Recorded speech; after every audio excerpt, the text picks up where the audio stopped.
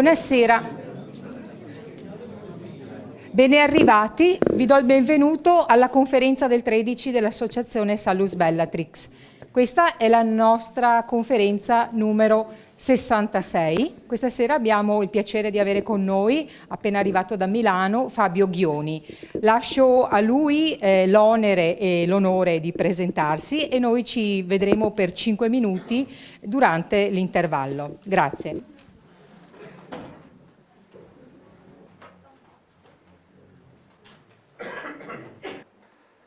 Mi ha chiesto appunto di fare una breve presentazione. Solo una domanda così appena informativa. Quanti di voi sanno di cosa parleremo stasera? Bene. Allora, il mio nome è Fabio Ghioni e come breve biografia, proprio breve, ho avuto per la maggior parte della mia vita esperienze che hanno a che fare con le istituzioni e il mondo dell'alta tecnologia, da un punto di vista, da quasi tutti i punti di vista veramente, sia da quello dell'operatore minuscolo che armeggia nella rete al top management di Telecom Italia. Ho fatto la startup di Infostrada, all'inizio quando c'era il 1055, chi di voi se lo ricorda, non lo so, però bisogna vedere, quando tutti dicevano, ah sì, Telecom, Telecom brutta, no? E tutti che vanno con Infostrada, insomma.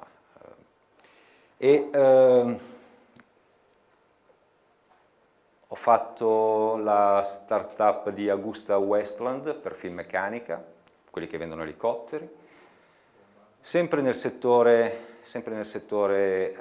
della protezione delle informazioni, della sicurezza da un punto di vista tecnologico, e relazioni quindi con le istituzioni da questo punto di vista. Poi parallelamente ho collaborato con varie istituzioni all'estero degli Stati Uniti con quella che allora era la sicurezza nazionale e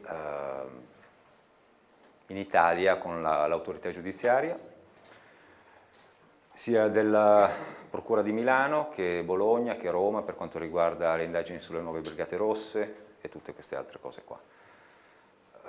Quando sono diventate più informatizzate, si intende. Sono stato al G8 di Genova, quindi sempre come consulente per le istituzioni. Ho lavorato per Visa International e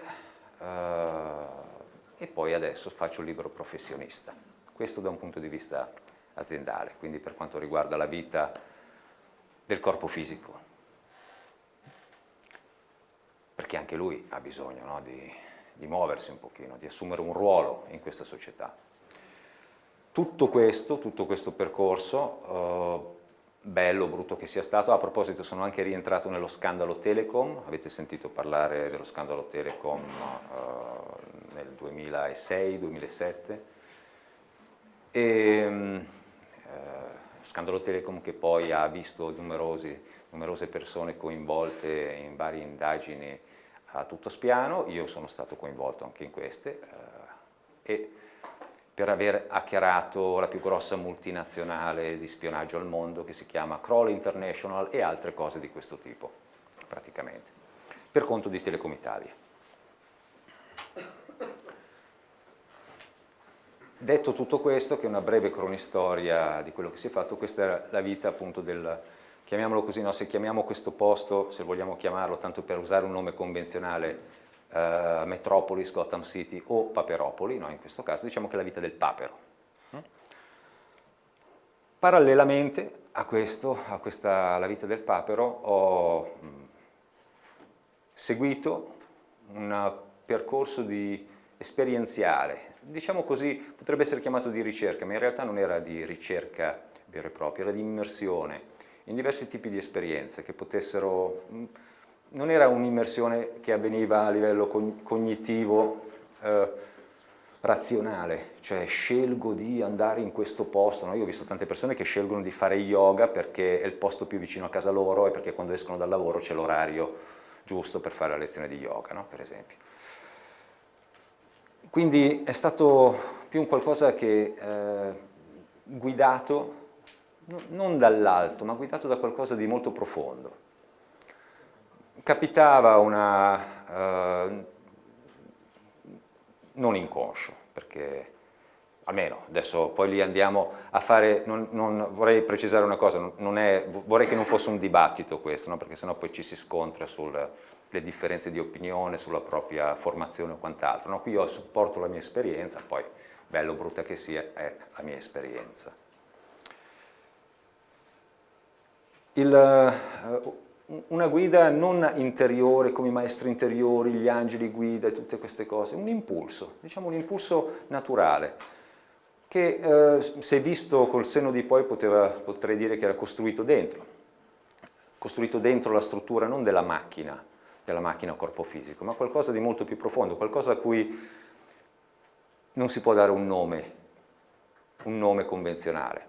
E questo qualcosa mi ha fatto vivere tantissime esperienze che potrebbero essere definite esperienze interiori, spirituali o quant'altro. E tutte le volte che ho voluto vivere o che ho sentito questo impulso mi sono immerso completamente in questo. Quindi l'ho fatto con il buddismo tibetano, con lo yoga, con la Kabbalah, con eccetera, eccetera, eccetera. Potrei andare avanti tanto. Fatta l'esperienza, qualcosa dentro di me diceva ok, questa esperienza è chiusa, non che fosse un'esperienza bella o brutta o che lasciasse un sapore di qualche tipo, lasciava esperienza, pura e semplice esperienza, come se ci fosse un'essenza estratta. E a un certo punto ho sentito più che altro che l'esperienza, che questa essenza che veniva distillata da tutto questo immergersi, fondamentalmente aveva sempre lo stesso sapore, che era il sapore della speranza, che respiravo intorno a me, nelle persone che si immergevano anche loro in qualcosa, che si identificavano completamente con qualcosa, che fosse questo i focolarini, no, del cattolicesimo o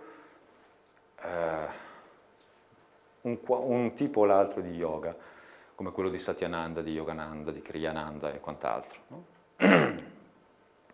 La necessità di identificarsi con qualcosa che potesse riempire un vuoto, colmare un vuoto a cui non si riesce a dare un nome. Molti lo fanno con cose empiriche, puramente, quindi con la materia, di per sé, cercando di colmare questo vuoto con le relazioni, con gli amici, con i figli, per esempio. Ho conosciuto tante coppie che hanno fatto il figlio perché c'è da fare e per tenere insieme il matrimonio, oppure per riempire questo vuoto della nostra vita, no? Quindi che differenza c'è a riempirlo in questo modo, a riempirlo con un nome indiano e con una tunica arancione, no? Se lo scopo è quello, naturalmente.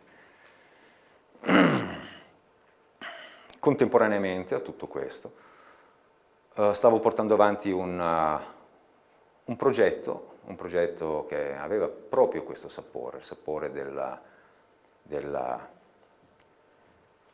ascoltare, sentire e trasmettere lo scopo per cui l'essere umano è vivo, per cui esiste, al di là delle milioni di spiegazioni che possono essere date partendo dalla realtà materiale stessa. E come mi è capitato di vedere, di discutere con tanti uomini di scienza o di tecnologia, anche perché il ruolo che ho avuto nelle varie aziende mi ha consentito di farlo, naturalmente. Alla fine il metodo scientifico, il cosiddetto metodo scientifico, non porta mai a una risposta profonda su nulla, non sull'interiorità o su cosa possa essere l'anima, ma proprio su nulla. La vera causa e la causa ultima di qualcosa, il metodo scientifico o empirico o positivista non può scoprirlo, non può realizzarlo, non può arrivarci. Non possiamo neanche arrivare alla vera causa del perché un fuoco si accende, perché se andiamo nei minimi termini della manifestazione di una fiammella, qua dovremmo spiegare appunto perché l'ossigeno reagisce con dei combustibili e nessuno sa perché, non si sa perché neanche come funziona la gravità o l'origine dei virus e neanche l'origine stessa del corpo umano. Infatti si chiamano teorie tutte quelle che vengono proposte. E poi, a seconda di quella che ci assomiglia di più, ne scegliamo una e la bandiera, no? Il Milan, l'Inter, no? E tutti che combattono e difendono questa famosa teoria che ci assomiglia tanto. Questa cosa che parallelamente ho portato avanti, poi gli ho dovuto dare un nome convenzionale, visto che su questo piano di esistenza, come avrete notato, ogni cosa ha un ego, e come ego non mi riferisco al raggruppamento sinaptico che viene chiamato personalità, no, di un corpo fisico, quindi a una personalità che appartiene semplicemente alla struttura del corpo fisico. Ma con ego, quando dico la parola ego, intendo qualcosa di molto più profondo, qualcosa che la psicologia non ha neanche considerato, nonostante l'origine del nome della cosiddetta scienza della psicologia, no? Psiche, logos, no? Quindi conoscenza dell'anima, no? Sapete, psiche non vuol dire mente, naturalmente. E ogni cosa ha un ego, quindi ho dovuto dare un nome a tutto questo. Questo nome l'ho dato in modo puramente casuale. Una volta che stavo viaggiando negli Emirati Arabi, vedendo il nome dell'azienda petrolifera lì, che era Enoch, no? Quindi ho chiamato, Enoch, bello, progetto Enoch, no? Chiamiamo, per dargli un nome. Altrimenti bisognava trovare un nome, scervellarsi su, trovare un nome che dia un significato, che abbia un significato archetipico, che possa richiamare chissà che cosa. Invece ho scelto questo. Enoch vuol dire Emirates National Oil Company, no? Che è l'Agip degli Emirati Arabi, in poche parole. Dopodiché, quando sono partito in modo pubblico, mi è stato rimproverato il fatto che Enoch, c'è il libro di Enoch con la H però finale, no? E tutti questi richiami a criteri biblici o quant'altro che non c'entrano niente con quello che sto facendo e con quello che stiamo portando avanti adesso.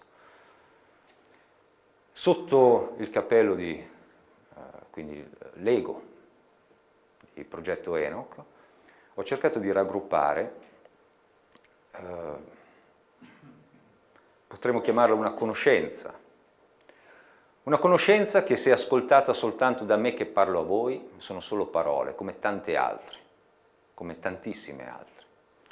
Una conoscenza che però non solo attraverso le parole, ma attraverso un contatto esperienziale diretto possa far avvertire all'essere umano, a ciò che veramente l'essere umano è, la ragione e lo scopo per cui siamo qua e da dove trarre veramente la conoscenza.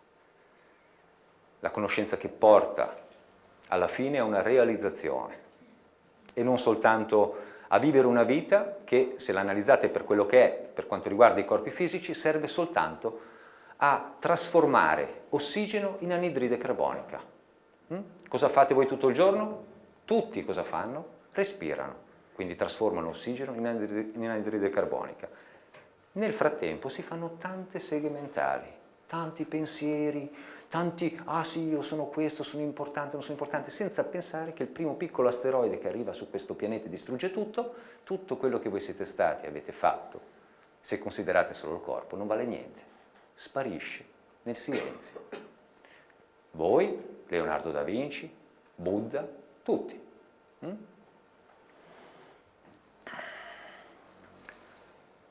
Una breve premessa per arrivare al titolo, Il mondo che verrà, naturalmente, che è anche questo un titolo che ho dovuto dare, per dare un ego a questa conferenza.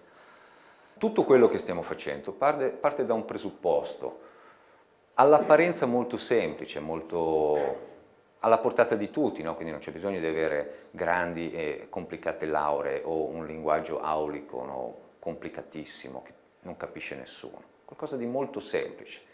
Ovvero che la vera conoscenza, quello che noi stiamo cercando, è tutto intorno a noi, ma non tutto intorno a noi tanto per dire. Osservando qualunque fenomeno, ogni tipo di fenomeno intorno a noi, dalla semplice relazione sociale alla relazione che c'è tra l'ape e un fiore, o tra l'idrogeno e l'ossigeno nell'ossido, nella generazione dell'acqua, o nella produzione di una fiammella. Vediamo sempre lo stesso processo in corso. Vediamo una forma che si completa, vediamo una forma del dare. Vediamo due metà che si completano. Vediamo un atto di quello che si potrebbe chiamare, anche se è un termine molto abusato, un atto di amore vero, disinteressato, spontaneo, semplice. Lo si vede nell'ape e nel fiore, ma lo si vede anche nel leone e nella gazzella, o nell'orso e nel salmone. Lo vediamo anche tra il sole e la terra, no? Lo vedete anche tra i vostri organi del corpo. Ogni organo, avrete notato, ha una forma molto specifica e ha una funzione, e la sua funzione è dare. Tutto ciò che passa da lui viene trasformato in una forma del dare.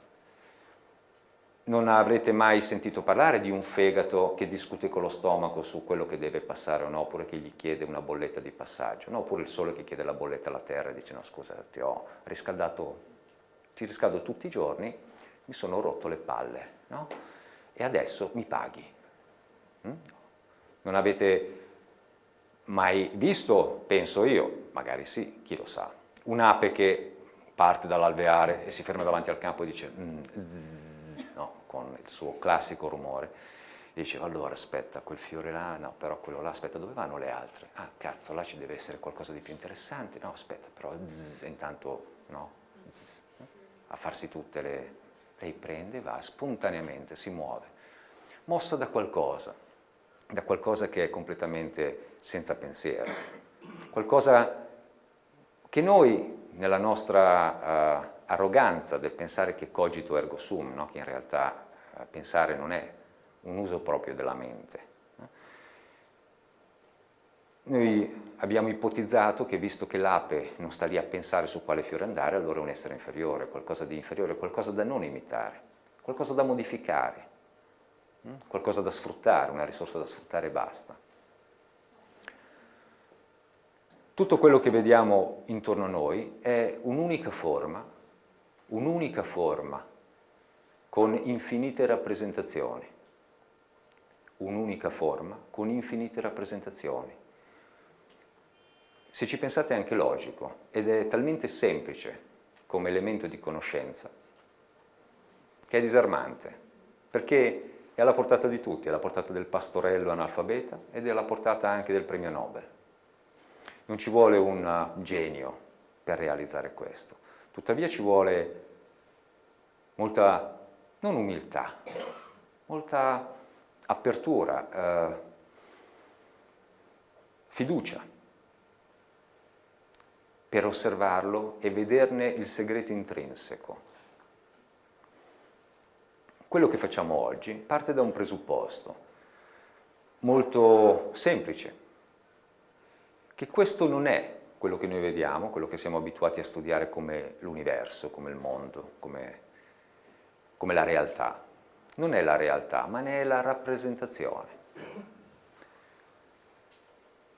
Il rapporto di causa ed effetto che c'è, che esiste nell'infinito, chiamiamolo così, nel mondo, non avviene, non ha inizio e termine qui. Qui ce n'è solo l'effetto, la rappresentazione. È la rappresentazione di qualcosa di reale. Infatti tutta questa noi la chiamiamo finto, rappresentazione. E ciò che è al di là, dietro questa rappresentazione, ciò che è oltre, questo è il termine che usiamo, viene chiamata la realtà.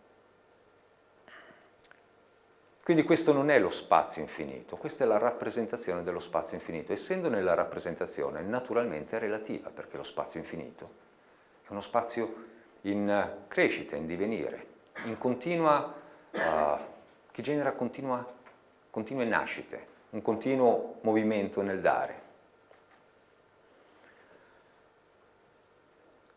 Per quanto riguarda Madre Natura, potremmo dire che Madre Natura è lì, tutto intorno a noi, per essere ciò che ci guida, il nostro esempio, e contemporaneamente anche la nostra avversità nel momento in cui non riusciamo a vederne la forma reale. Per quanto riguarda quello che facciamo, qui per esempio anche oggi, ciò di cui stiamo parlando, non importa quale ramo della scienza o della conoscenza qui nella rappresentazione a Paperopoli si segua, perché, e non importa neanche per quello che normalmente viene chiamato Dio, perché altrimenti vorrebbe dire che parti di lui sono buone e parti sono cattive. Vorrebbe dire, dovremmo partire dall'assunto, che in un palazzetto costruito da 4 paperi 300 anni fa, chiamata chiesa, o ashram, o monastero, chiamatelo come volete, vuol dire che lì c'è Dio e fuori no. Quindi vuol dire, questo significa relativizzare il concetto di Dio, farlo diventare qualcosa di finito. E tutto il resto chi l'ha creato? Se Dio ha creato solo le chiese. O se lui è solo lì. Tutto il resto da dove viene?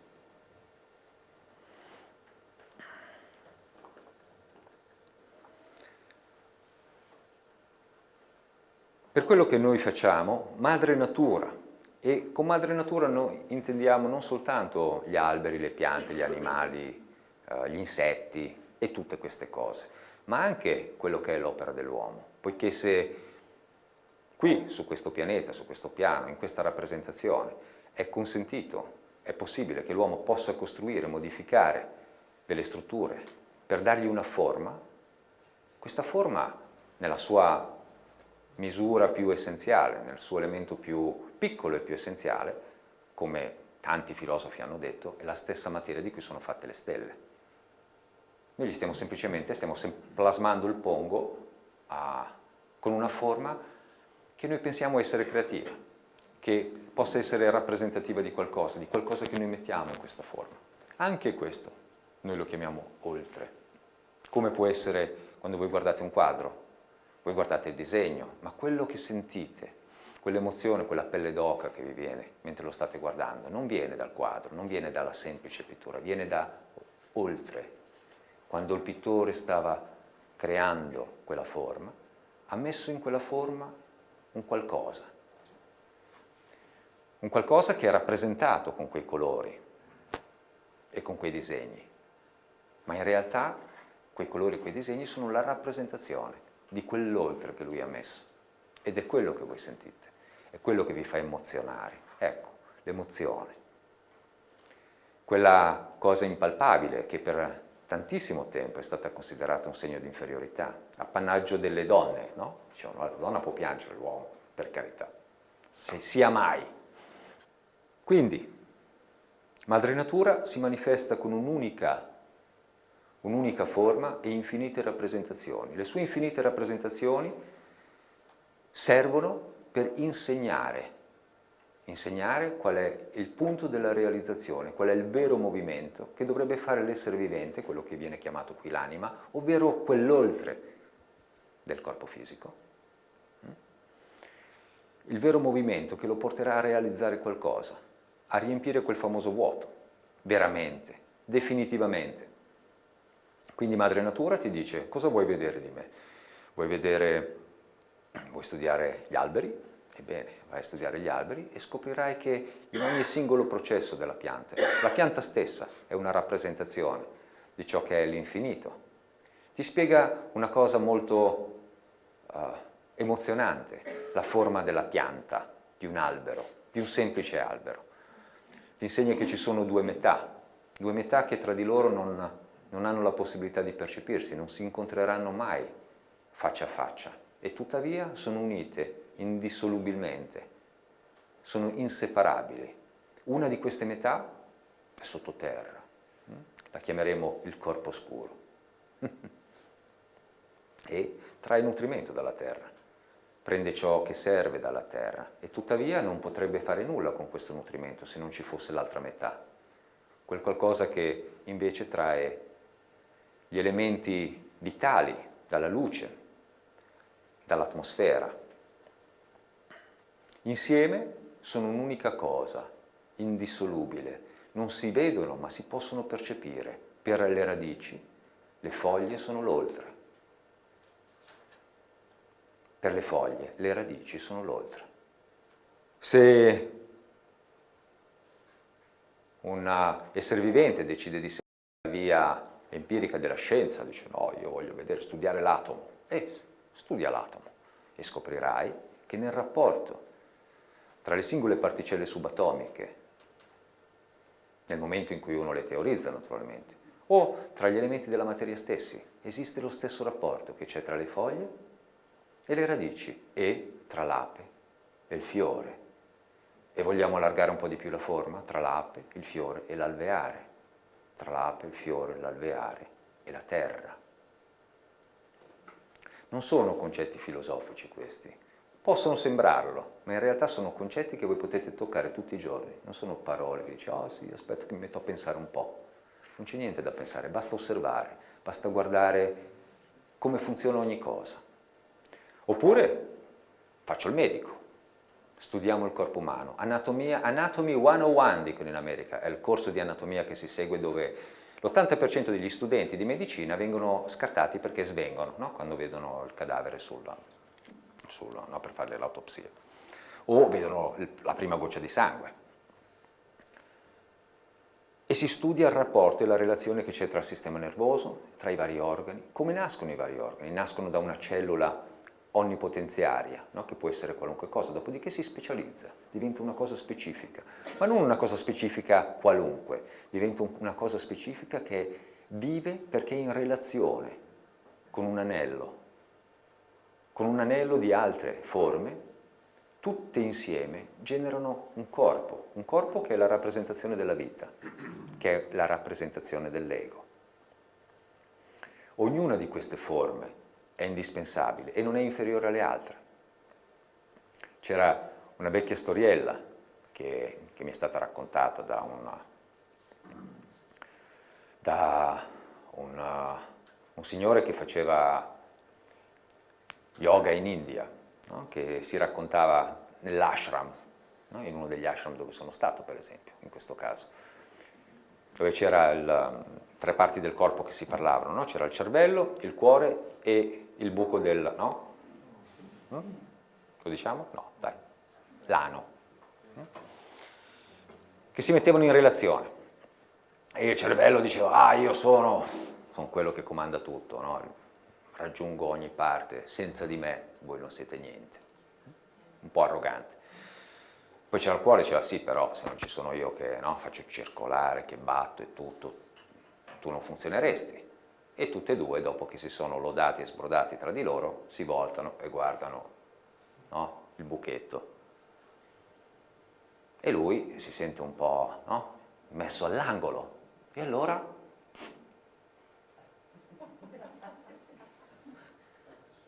un certo punto ha detto, oh, c'è qualcosa che non va. E pregandolo di aprirsi, lui non lo fece. Vi faccio immaginare cosa è successo dopo.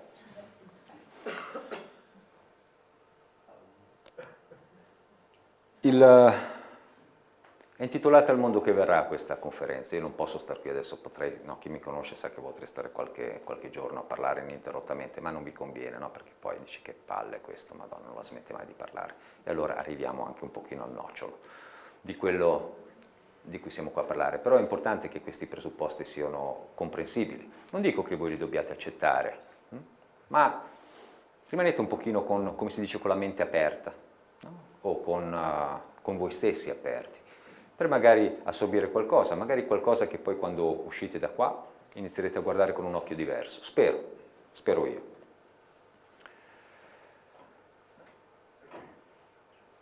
Si parla tanto di cambiare il mondo, no? Di, come si dice, costruire un mondo migliore. Ah, che brutto mondo, vorrei essere nato su un pianeta diverso.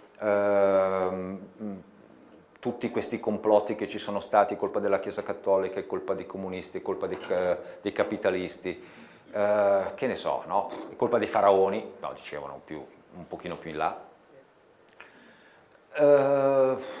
Che mondo di sofferenza, si sta male, qui si nasce e si muore e si soffre nel frattempo. Non lo so, quante ne avrete sentite di queste cose o le avrete pensate voi stessi, no? Cosa bisogna fare per cambiarlo? E poi frustrazione, naturalmente, perché noi dice, sono una pedina, cosa posso fare per cambiare questo mondo? Niente. Non si può fare, non è che non si può fare, non è indispensabile fare nulla per cambiare il mondo, perché non è la ragione per cui noi siamo qua. per cui il cosiddetto oltre del corpo fisico è qua.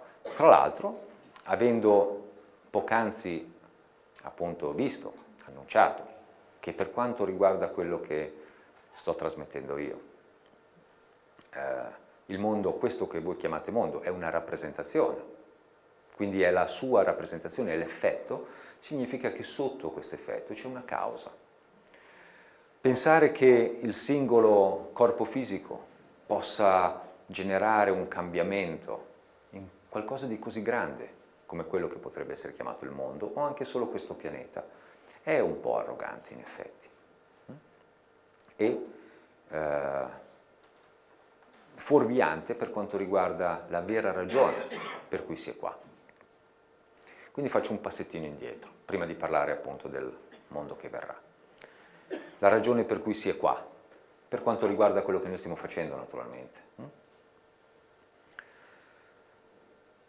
Abbiamo visto che tutto intorno a noi ci sono gli elementi di conoscenza, ma abbiamo anche, potrete notare che questi elementi di conoscenza sono molto specializzati. No? Abbiamo fatto l'esempio dei singoli organi del corpo, per esempio, no? Ma facciamo l'esempio del leone e della gazzella. Noteremo che il leone è un leone, ha una forma, ha una singola forma. Questa forma ha un suo moto, un suo movimento. Quello stesso movimento che fa in modo che lui abbia tante leonesse e che possa anche nutrirsi cacciando per esempio la gazzella e non andando a raccogliere banane. Avete mai visto un leone che raccoglie banane? È importante questa domanda. O avete mai visto una scimmia che caccia una gazzella? Quindi nella sua forma, all'interno di quella che è la sua forma, c'è una cosa che noi chiamiamo l'incedere, un movimento disegnato dentro, un movimento molto specifico, molto molto specifico. A forma corrisponde questo movimento. L'ape ha una forma e ha un movimento molto specifico. Non avrete mai visto una scimmia che va su un fiore, raccoglie il nettare e porta il polline in giro agli altri, no? Né che torna a un eventuale alveare. Per quanto riguarda invece il corpo fisico umano, c'è una caratteristica molto interessante. Innanzitutto il corpo fisico umano può contenere quello che voi chiamate l'anima. Può contenerla. Il corpo fisico umano apparentemente è uguale per tutti. Sì, con le differenze, tipo gli occhi azzurri, gli occhi marroni, più o meno capelli. Sono alto 1,80 o 1,60, quello che è, insomma, no? Oppure ho gli occhi, no? O con la doppia palpebra. Ma fondamentalmente sembrano tutti uguali, ma non è così. Per quanto riguarda l'essere umano, per quanto riguarda il corpo fisico umano, ognuno di loro ha un suo incedere unico, perché rappresenta la realtà che contiene, ovvero l'anima, e ogni anima, ogni essere vivente, chiamiamolo così, ogni oltre del corpo fisico, ha un suo incedere unico, una cosa che possiamo chiamare a tutti gli effetti e con cognizione di causa, ego.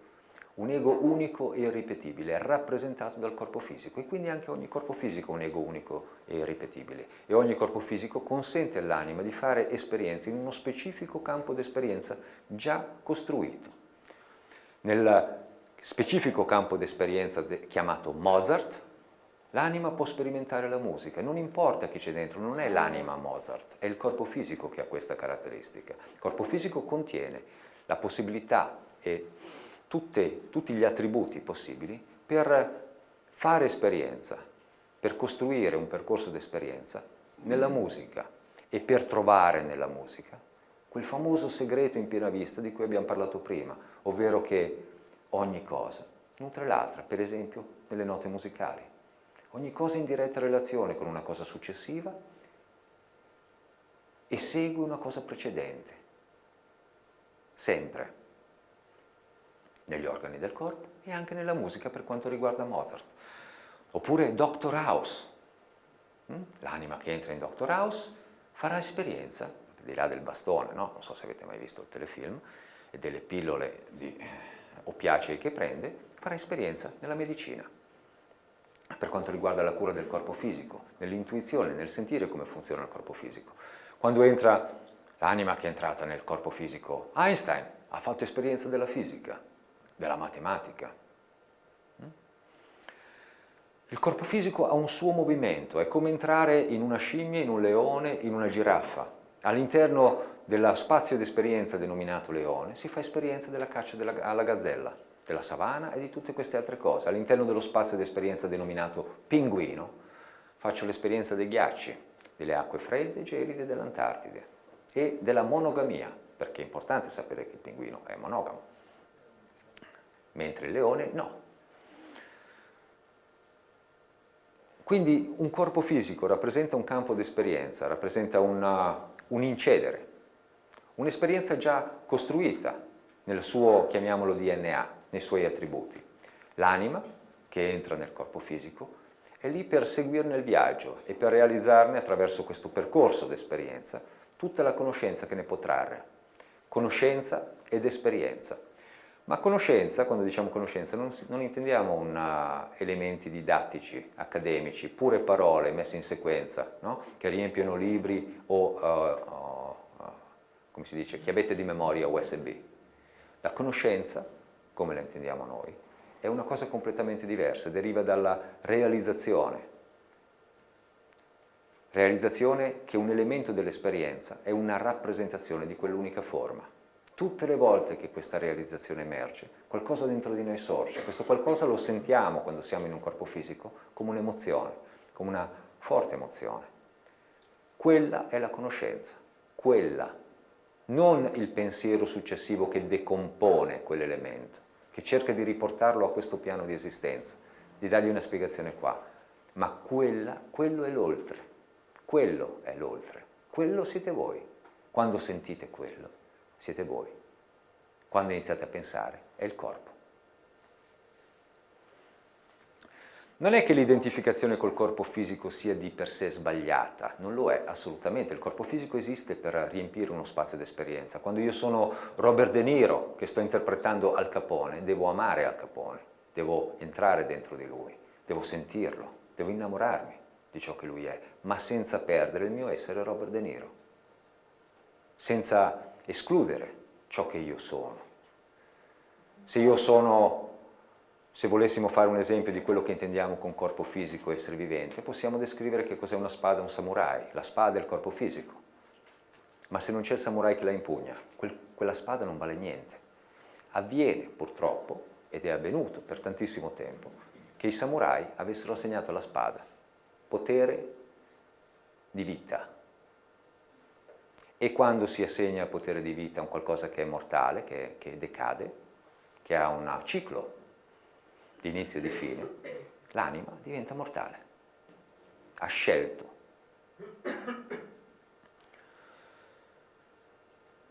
Questo movimento che è stato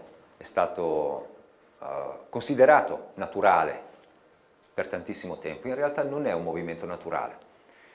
È un movimento che è dettato da una fase che noi chiamiamo il sonno, una fase che è durata tantissimo tempo e che ha fatto sì che ciò che era oltre pensasse e si convincesse di essere ciò che è qua. Non che non riuscisse a sentirsi, ma non riusciva a riconoscersi, non riusciva a sentire la differenza tra la spada e il samurai. Quando il samurai pensa di essere la spada e che lui non è niente senza la spada, che cosa inizia a fare? Non combatte più, inizia a proteggere la spada. Oddio, sai mai che si arrugginisca? Sai mai che qualcuno me la rubi?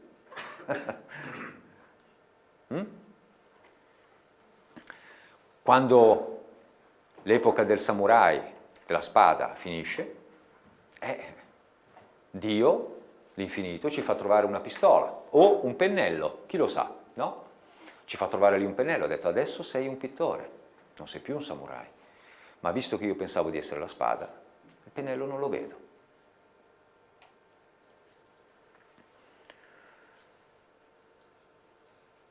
Da questo movimento di totale identificazione e non identificazione col corpo fisico mantenendo la percezione dell'oltre, ma annullamento di ciò che si è, delegando il potere di vita e di morte e del fare e di scelta al corpo fisico, rifugio nel corpo fisico, ha fatto sì che non si potesse mai dare una vera risposta a come sarà il mondo che verrà, cosa dobbiamo fare per cambiare questo mondo. Certo, c'è una risposta semplice che potrebbe fare chiunque, comincia a cambiare te stesso, uno potrebbe dire no, quello lo puoi fare. Però anche quando si dice questo, si pensa sempre a cambiare il corpo fisico, a cambiare la propria mente. Tempo fa lo facevano, per esempio, no, i pionieri della psichiatria e della psicologia con la lobotomia, no? O con l'elettroshock, o con tante altre pratiche simili.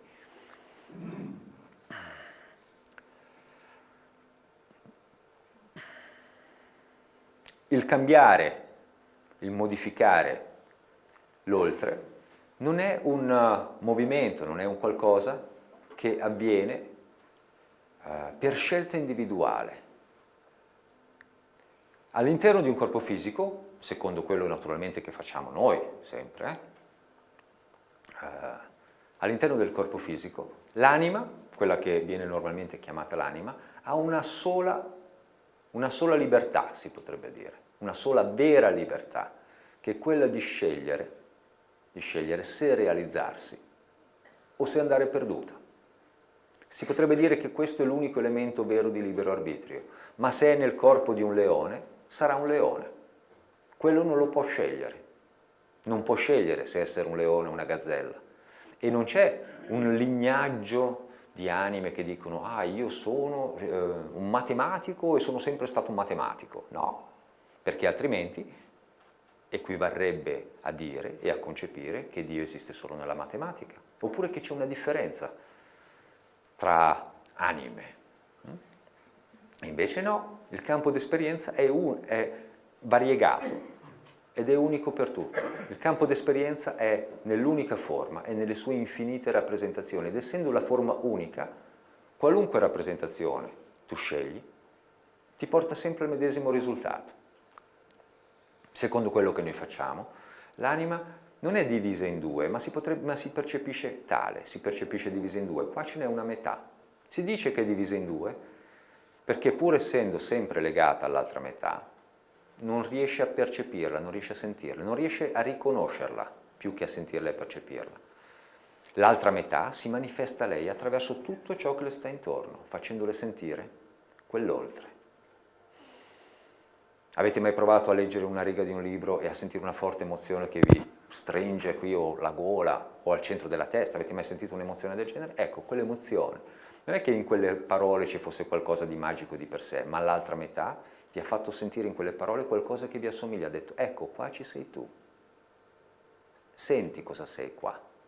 Infatti, un'altra persona, un'altra anima, dentro un altro corpo fisico, legge le stesse parole no? E sbadiglia. E quando si pensa di essere un corpo fisico, i due discutono, dice no, non vedi qua, tu sei un insensibile, ma va, una cagata, no? Questa è la ragione per cui 10 persone vedono un film e hanno visto 10 film diversi. Non mi è mai capitato di vedere tante persone che vedessero un unico film e che se lo ricordassero nello stesso modo. O uno dice, ah, quella scena era bellissima. Quale? No, quell'altra era bellissima. No, ognuno ne ha visto una diversa che gli ha fatto sentire qualcosa. Il movimento che ha l'anima all'interno di un corpo fisico, il suo vero movimento è nel quello che noi chiamiamo il seguire l'onda. Non può interferire in Mozart. No, dice, no, Mozart oggi fai gli hamburger di McDonald's. No, perché lui è Mozart. Tutto il suo percorso è disegnato dentro di lui. La forma porterà l'anima a sperimentare la musica. Non si può interferire con questo. Non c'è una possibilità di scegliere questo. E tuttavia l'anima può bloccare Mozart, lo può far entrare in sofferenza. Per questo esistono per esempio i suicidi. Il corpo fisico di per sé, il corpo fisico può esistere senza un'anima dentro, è un contenitore e ha il suo percorso, è come se fosse un ruolo senza no? Kermit, no? Avete Muppet Show, no? Senza la mano dentro, praticamente. Per Kermit si muove lo stesso, fa Kermit. Il corpo fisico non si suiciderebbe mai, non esiste un corpo fisico come in un leone, no? Che è mosso a terminare la propria esistenza, anzi nelle sue direttive principali c'è sopravvivere. L'anima può costringerlo invece a terminare, rappresentando quindi ciò che lei è in quel momento, il desiderio di terminare la propria solitudine terminando la propria esistenza. Anche nel momento in cui il corpo fisico si ammala, non è che Mozart non è più Mozart perché l'anima dentro è ammalata, no? Sarà un Mozart che tossisce, che si ammala, rimarrà sempre Mozart, non riuscirà più a essere al meglio di sé perché viene bloccato. Cosa fa l'anima dentro Mozart che lo blocca? Cosa succede a questo composito? Succede che la mente, che è collegata al corpo fisico e non all'anima, la mente, ha un corpo fisico, mente, corpo fisico, mente, corpo fisico, mente. Quando muore il corpo fisico la mente si dissolve. E la mente di un corpo fisico è strutturata per funzionare all'interno di quel corpo fisico, ha le caratteristiche che lo fanno funzionare e che soprattutto lo mettono in relazione con quella che viene chiamato l'oltre, ovvero l'anima. Permettono all'anima di percepire gli oggetti di questa realtà attraverso la mente, il corpo fisico. Sto parlando adesso del corpo fisico perché poi andremo a parlare del pianeta, è la stessa cosa, più in grande. Rappresenta la sofferenza dell'anima, rappresenta il suo sentirsi persa, soprattutto la solitudine che percepisce nel non sentire l'altra metà in ogni cosa. Questa solitudine e la percezione di questa sofferenza si trasforma per lei in densità. L'anima diventa densa, non scura, ma densa, pesante. Questa pesantezza si manifesta con paura, dubbio, arroganza, distacco. Ci sono io e c'è tutto il resto, distacco da ogni cosa. Questa sofferenza, che si manifesta in questo modo, viene rappresentata dal corpo fisico. Con che cosa? Con le malattie. Il corpo fisico inizia a rappresentare tutto questo diventando vulnerabile. Nei casi peggiori, non è che lo stesso corpo fisico, non si può costruire un libro di diagnosi, perché ogni corpo fisico manifesterà quella stessa malattia in un modo completamente diverso, come lo squalo si ammala in modo diverso dal leone. In qualcuno potrebbe manifestarsi con un tumore. Il tumore è la tipica malattia, la tipica patologia, chiamiamola così, perché non è una malattia. Sapete che il tumore sono cellule nostre che vanno fuori di testa, no? Impazziscono, no? Sto spiegando in modo semplice, naturalmente, se ho un oncologo qui rabbrividisce, no? Naturalmente. E io, no, cosa dici mai?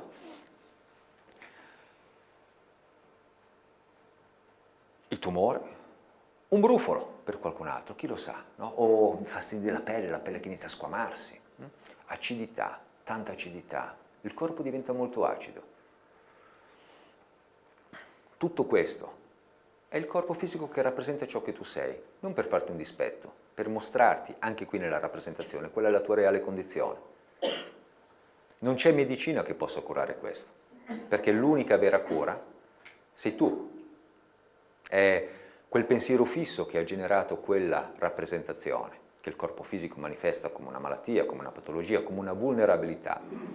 Può essere curata soltanto da un tuo cambio di stato. Infatti, noterete che la medicina, da che mondo è mondo, è sintomatica. Voi sapete come funziona un antinfiammatorio? Chi lo sa? Ok. Voltaren. Avete mai preso? Aulin. Moment. Tutti. Ok. Quando un'area del corpo, no, il dente per esempio, si infiamma, no, quindi c'è un'azione batterica o si infiamma, insomma, no? Allora cosa succede? Allarme, no? Vengono mandati dei globuli bianchi. Quella parte del corpo produce un enzima che chiama a sé, dice al cervello manda qua, no? Manda qua, produce questo enzima. Questo enzima vi fa sentire dolore lì e vi fa percepire un qualcosa che mette in allarme quella parte del corpo. Il cervello lo trasforma in quella sensazione che voi chiamate dolore, fastidio, eccetera. L'antinfiammatorio che cosa fa? Furbo, dice. Cos'è che mi fa sentire qua l'infiammazione? La produzione di quell'enzima. Via l'enzima. L'infiammazione rimane, i batteri rimangono, ma voi non sentite più un cazzo. Scusate. Non sentendo più niente, dici, oh cavolo, che bello, mi ha fatto passare mal di testa. No, non ti ha fatto passare niente, non lo senti più. Come se ti avessero prelevato l'area del cervello che ti fa sentire quella cosa. Sì, certo, un sollievo da un certo punto di vista. A volte è anche un effetto placebo, perché uno dice, non sento più, e in qualche modo il pensiero fisso che ha prodotto quella rappresentazione, no, si dipana perché vostro marito è venuto e ha detto perdonami cara, non volevo, no? E tu, va bene, adesso hai visto che avevo ragione, no? E guarite, pensate che Voltaren vi abbia fatto guarire, ma non è così, non vi ha fatto sentire quella cosa. Tutta la medicina è sintomatica, non è un discorso contro la medicina questo, attenzione, ma è per far sentire come sono nate le cose, il perché sono nate, no? Partendo dal presupposto che qui questo è il mondo delle cause e quindi qui ci deve essere la risposta, no? La domanda è la risposta a tutte le cose.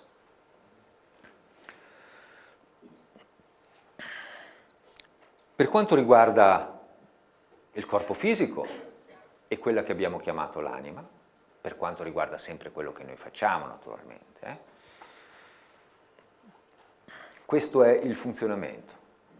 Seguire l'onda. Nel seguire l'onda, Mozart ti porterà a sperimentare Mozart, Einstein a sperimentare la matematica, Picasso a sperimentare la pittura, Giorgio il pizzaiolo a sperimentare la pizza, perché anche lì ogni cosa funziona esattamente nello stesso modo, in cui funziona suonando un violino, nella musica, nella matematica. Non c'è un luogo nella rappresentazione o nella realtà che non contenga una forma del dare, che è una delle infinite forme, una delle infinite rappresentazioni di quell'unica forma.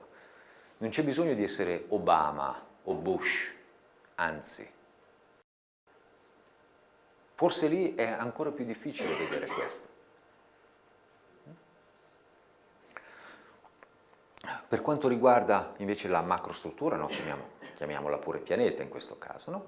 Il pianeta, per quanto riguarda quello che facciamo noi, questo non è solo un piccolo puntino azzurro, verde e azzurro, no, seconda, è anche bianco, no, se guardiamo anche i poli, che orbita intorno a una piccola nana gialla ai bordi di una galassia più o meno di terzo o quarto ordine, no, a seconda delle grandezze che hanno le strutture, gli ammassi stellari, studiati dagli astronomi naturalmente.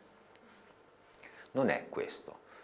Quello che chiamiamo un pianeta come questo è un organismo vivente non da un punto di vista filosofico, ma a tutti gli effetti nella realtà. Se un nostro globulo rosso si animasse improvvisamente, diciamo che si chiama Giorgio, e sguazzando di qua e di là, no?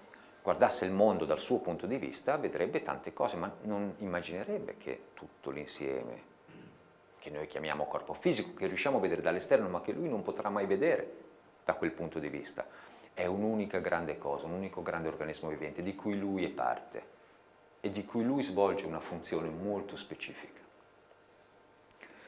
Per quanto riguarda la struttura, appunto, che possiamo chiamare pianeta in questo caso, questa è dal nostro punto di vista, secondo quello che trasmettiamo,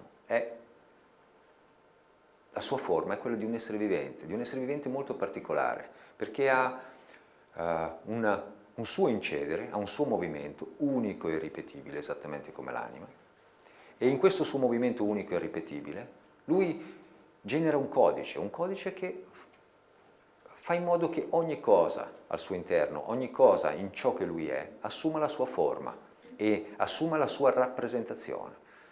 L'incedere, il movimento di questa macrostruttura che noi chiamiamo pianeta Terra, viene chiamata l'esploratore e quindi ogni forma al suo interno, ogni cosa al suo interno è generata per scoprire, per muoversi in un movimento di scoperta, in ogni aspetto della vita, sia per quanto riguarda fare un tè, cucinare una vivanda, il modo in cui ogni cosa si muove ha questa forma, la forma dello scoprire, la forma dell'esplorare, del generare nuove esperienze e conoscenza.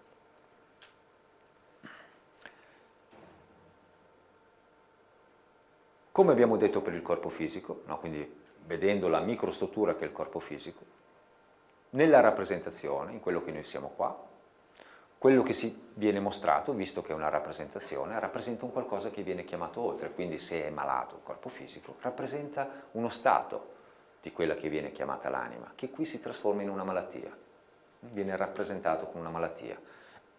Stiamo parlando adesso di una cosa negativa, perché sono sempre le cose negative quelle che vengono più assorbite normalmente, no? Per quello si guardano i telegiornali, se no chi li guarda i telegiornali? No? Che palle, no? Per quanto riguarda il pianeta è esattamente la stessa cosa. Il pianeta ha una forma e la sua forma rappresenta il suo stato. Ecco, questo pianeta, questa forma, guardandone la rappresentazione, per tanto tempo ha avuto uno stato di scollegamento, si potrebbe dire, uno stato di solitudine, per cui tutte le forme al suo interno hanno rappresentato questo stato, incluse tutte le anime che erano dentro qua, sentivano quello che era il suo stato e per quello che loro erano ne portavano avanti la rappresentazione, ne portavano avanti il sapore, il profumo, lo stato della solitudine, lo stato del non sentire quello che viene normalmente chiamato da noi l'oltre, la realtà, quel reame che è la realtà. Visto che quello che noi vediamo nel mondo è una rappresentazione, vediamo di dedurre un pochino che cosa rappresentava questa rappresentazione. No? Voi vedete, ma partendo anche dal passato a memoria d'uomo, chiamiamolo così, no? Che avrete notato non è lunga questa memoria d'uomo, no? Perché quanto ne sarà? 4.000 anni fa la storia è scritta. Ma parliamo della memoria d'uomo e anche del presente. Stati nazionali, confini, divisioni, strutture di controllo. Vi risulta tutto questo? Tra l'altro tutta una serie di cose, posso andare avanti per tanto tempo, tutta una serie di cose che a noi sono sembrate sempre sintomo di civiltà e lo stato naturale di quello che potrebbe essere l'essere umano. Strutture di controllo sempre crescenti, più grosse, più potenti, più egemonizzanti, elementi di conquista, una parte che cerca di occupare lo spazio di un'altra. Avete mai provato a immaginarvi se il fegato cerca di occupare lo spazio dello stomaco? Cazzo, o delle palle? Quelle si sentono di più, no? E dice, e che fa poi? E le palle qua? Che cazzo, cioè, scusate, non volevo... Strutture di controllo che vengono anche, nella normalità di tutto questo, no? Vengono anche rappresentate dal modo in cui viene organizzata una struttura, che può essere una struttura aziendale, familiare, per esempio la struttura familiare, come viene organizzata. A voi sembra normale queste cose? La cosa incredibile è questa. Cioè voi per fare dei figli dovete firmare un contratto, no? Fino a un po' di tempo fa era obbligatorio, adesso ci sono i ribelli, no? Si chiama matrimonio, no? Allora per amare un'altra persona c'è bisogno di scriverlo con un testimone, dice, sai mai che? O no? C'è un momento nel quale la nota Mi suona bene con la nota Do, no? E stanno facendo un percorso insieme. C'è bisogno che loro due firmano un contratto? Che si dicono le cose tra di loro, che dicono no, aspetta un attimo, però attenzione, il tuo volume lo devi tenere un po' più basso.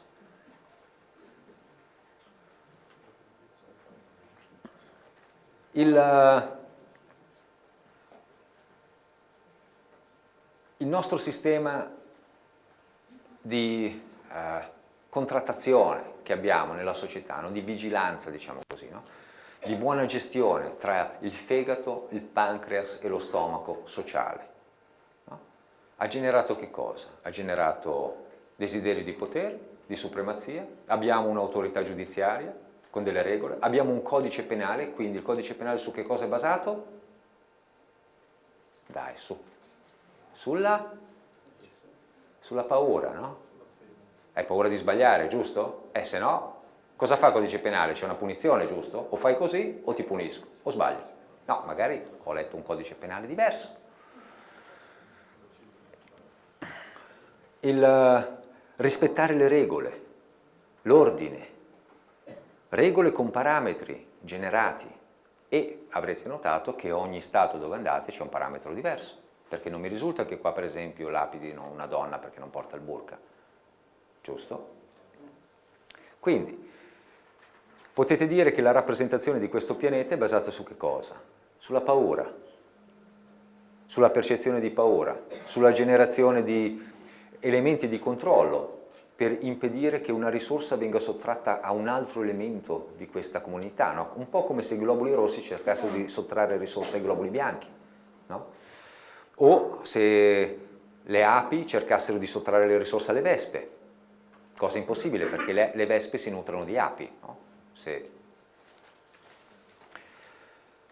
E noi abbiamo generato questo tipo di forma, una forma che equivale, detto in pochissime parole, alla forma della paura, alla forma del senso di colpa anche di qualcosa. Infatti un'altra cosa che si respira, che ha respirato questo pianeta per tantissimo tempo, è la percezione che c'è qualcosa di sbagliato e visto che c'è qualcosa di sbagliato, devo essere stato punito.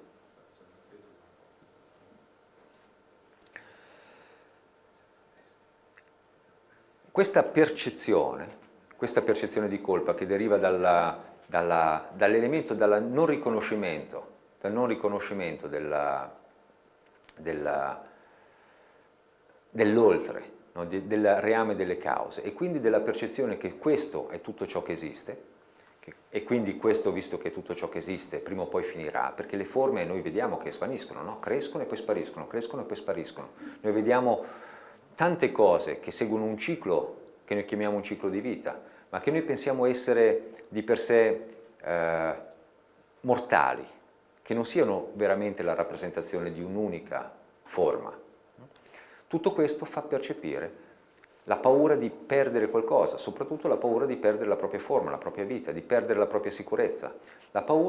Questa paura generata dalla percezione della solitudine, questa paura generata dalla percezione della solitudine, che ha generato tutta questa forma, è quella che deve essere guarita, che guarendo genererà una nuova rappresentazione di questo pianeta.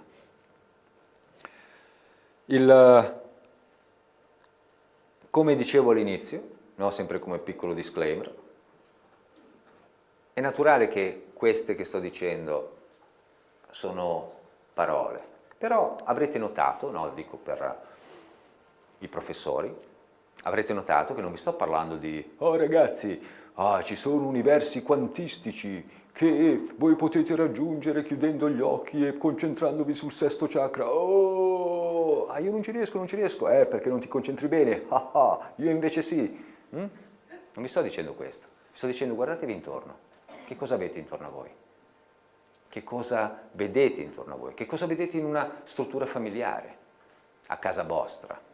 Che cosa vedete veramente? Ma onesti, con l'occhietto onesto, non sveglio, non intelligente, non superuomo, non morto vivente tipo i vampiri, no? Che sono gli esempi adesso degli immortali, ma onesto, semplice, da essere umano, che guarda le cose per quello che sono. La struttura di controllo, le strutture di controllo che sono figlie della paura, che sono figlie della paura e della solitudine, che generano quindi il dubbio su ogni cosa che qui poi viene rappresentato, che generano il grande pensare, il cercare di salvare la spada e di non considerare il samurai, ed è impossibile salvare quella spada, perché quella spada prima o poi finirà, corpo fisico. Queste strutture hanno generato questa rappresentazione. E dici, vabbè, ma che mondo brutto! Non è un mondo brutto, rappresenta qualcosa, rappresenta uno stato. Anche all'interno di questo stato è possibile realizzare qualcosa.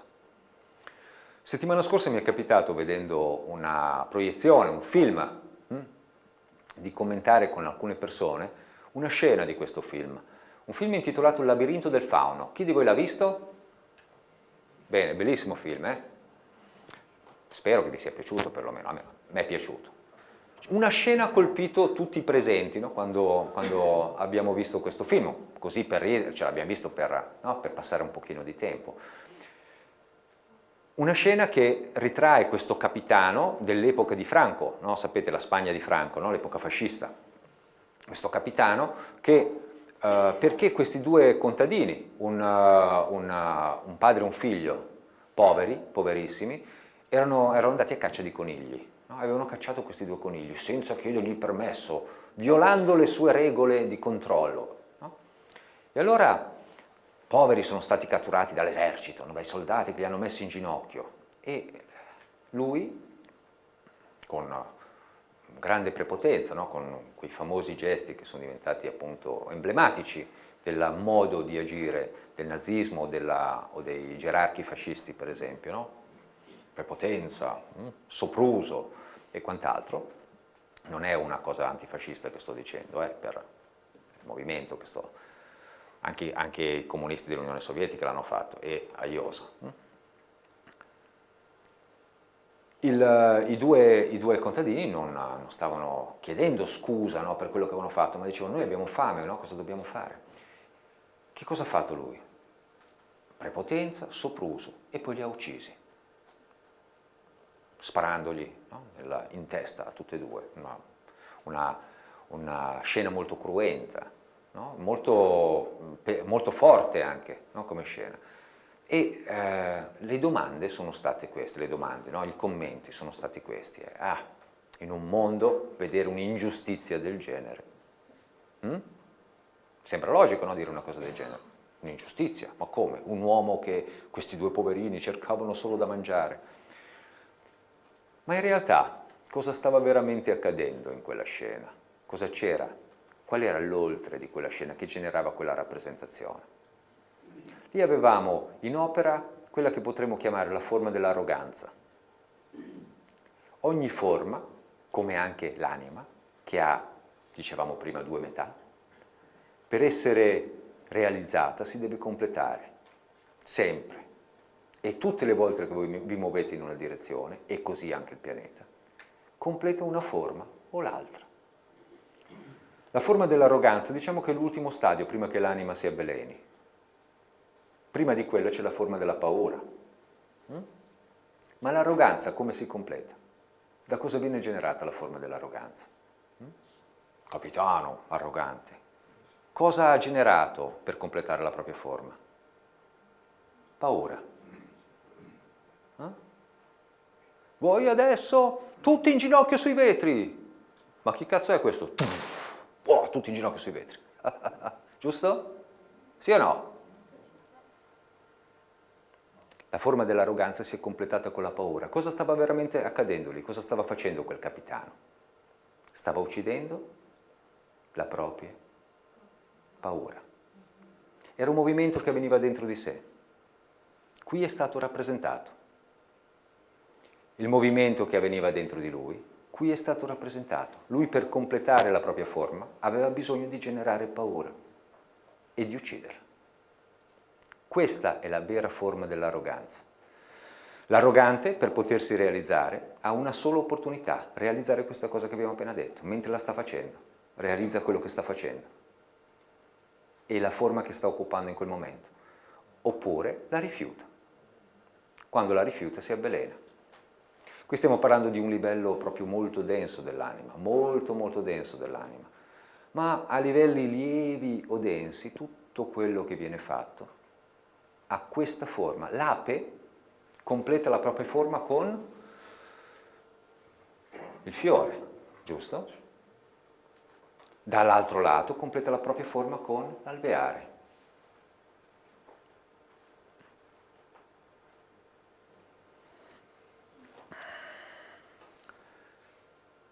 Il mondo, chiamiamolo così, questo pianeta, ha assunto una forma per tantissimo tempo. La forma che ha assunto era una forma che gli consentiva di controllare e di uccidere la propria paura della solitudine. E questa forma è stata trasmessa a tutte le anime per tantissimo tempo.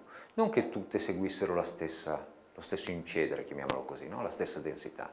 E tuttavia tutte ne erano preda, dovevano operare all'interno di quello schema specifico. Tantissime anime si realizzano e tuttavia tutte usano il telefonino o la carta di credito, oppure devono fermarsi al rosso, giusto? Non è che possono impedire questo processo. No? Oppure se il vigile gli dà una multa la devono pagare, se no Equitalia li insegue. Quello che sta avvenendo adesso, quello che viene portato, diciamo così, no? Secondo quello sempre che noi facciamo naturalmente, no? Quindi non è una dichiarazione di bandiera, no? Ecco, adesso qui c'è un nuovo culto. Questo non c'entra niente con un nuovo culto, no? Parte semplicemente, per esempio, per quanto riguarda voi, per non dire qualcosa che possa essere seguito solo con il sogno, la fede o con il prosciutto sopra gli occhi, per esempio. Adesso posso accedere a un nuovo mondo quantistico. oggigiorno sono tutti meccanici quantistici, no? Non so se avete letto YouTube o Facebook, no? Ho visto qualcosa lì, no? Sono tutti fisici quantistici al giorno d'oggi. Quello che sta avvenendo adesso è un cambio di stato. Il modo in cui sta avvenendo è più o meno rilevante, no? Per chi di voi vuole e vuole provare, no? Sentire che cos'è la fase esperienziale di quello che stiamo facendo, ci può contattare successivamente. Altrimenti sentitelo semplicemente nella vostra vita, non c'è bisogno di fare altro, veramente, non c'è bisogno di fare movimenti diversi da quelli che sono i vostri movimenti naturali. Però adesso c'è un momento in cui tutto questo sta cambiando. Voi potete sentire questo cambiamento dentro di voi, per esempio in un acuirsi della percezione emotiva, in un accelerarsi dentro di un senso di urgenza. Per molti si manifesta con un desiderio di cambiare radicalmente le proprie abitudini, di rompere uno schema meccanico, ripetitivo, che andava avanti da tanto tempo. Per tutti quelli che sentono questo si manifesta come prima cosa il senso di colpa, che è stato costruito non artificialmente da qualche potere occulto, ma che fa parte della forma che ha occupato questo pianeta per tanto tempo. Il senso di colpa, che è andare fuori dallo schema, andare fuori dal sentiero illuminato, no? Entrare in quel famoso bosco dove c'è il lupo, dove il lupo è la vita. La vera forma di questo pianeta, la vera forma dell'habitat in cui vi trovate, della biosfera in cui vi trovate, di questo pianeta, quindi chiamiamola la sua vera forma, non è questa. Questa è la sua forma, lui è come se fosse un re malato, no? Chiamatelo come volete, insomma, un re malato, è sempre un re, è sempre stato un re, lo era dalla nascita, ma la sua malattia gli impediva di ricordare la sua vera forma e quindi la sua rappresentazione non poteva rappresentare la sua vera forma. La vera forma di questo pianeta non è assolutamente così. Nel suo stato naturale, la sua vera forma, per esempio, non ha macrostrutture, non ha stati nazionali enormi, ma ha piccolissime comunità. Infatti noterete, e chi di voi ha studiato per esempio organizzazione aziendale e tutte queste altre belle cosucce, noterete che per esempio quando il leone mangia la gazzella, non c'è un sindacato delle gazzelle che gli chiede il dazio e dice ma quest'anno ne mangiate 10, ci devi pagare. Quindi non c'è uno scambio convenzionale, ma lo scambio che avviene in modo completamente naturale. Avendo studiato per esempio nella vita del papero Fabio Ghione, no? Avendo studiato strutture complesse, strutture aziendali complesse naturalmente, una cosa che avevo notato tanto tempo fa, molto interessante, è che al di là di una certa dimensione la struttura assume una forma diversa da quella sua naturale. La forma che assume è quella della paura, dell'arroganza. Iniziano a essere indispensabili strutture di controllo per poterla tenere insieme, altrimenti si dilegua. E allora queste strutture di controllo diventano sempre più pesanti e più importanti per poter mantenere quella forma. Al di là di una certa dimensione, qualunque elemento produttivo, qualunque produzione industriale, no, di grande massa, diventa antieconomica. Vi invito a fare un po' di ricerca e studiare per esempio i sistemi di produzione del grano negli Stati Uniti. Potete vedere anche dei bellissimi documentari che sono stati prodotti da scienziati, no? Mi sembra francesi in questo caso, che hanno scoperto che per produrre, no, per gestire quelle grandi mietitrici, no, che mietono la loro manutenzione, il loro mantenimento e per esempio la gestione del territorio, no, quindi grandissimi numeri, no? Anche i polli per esempio, no? Fai 600 milioni di polli alla settimana, no? Mangiano, no? 600 milioni di polli sono tanti, no? Non è ogni piccola comunità che ha il suo piccolo pollaio. Per gestire questo costa di più il gestire tutto questo di quello che viene prodotto, è molto più dispendioso, no? C'è un momento, viene detto in aziendalese il break-even point, no? C'è un momento nel quale una certa grandezza Superata quella grandezza, questo famoso break-even point, chiamiamolo così, no? Sempre per usare l'aziendalese, fa diventare la struttura completamente inefficiente ed entra in funzione una nuova forma. Dalla forma naturale si passa a una forma artificiale, alla forma del controllo. All'interno di una dimensione specifica, invece, la forma naturale funziona perfettamente. Questo pianeta, nella sua forma naturale, è fatto da milioni di piccole comunità, ognuna diversa dall'altra, con una sua piccola microcultura, ognuna che non ha bisogno di confini, non ha bisogno di reticolati, di fili spinati, di staccionate, di guardie.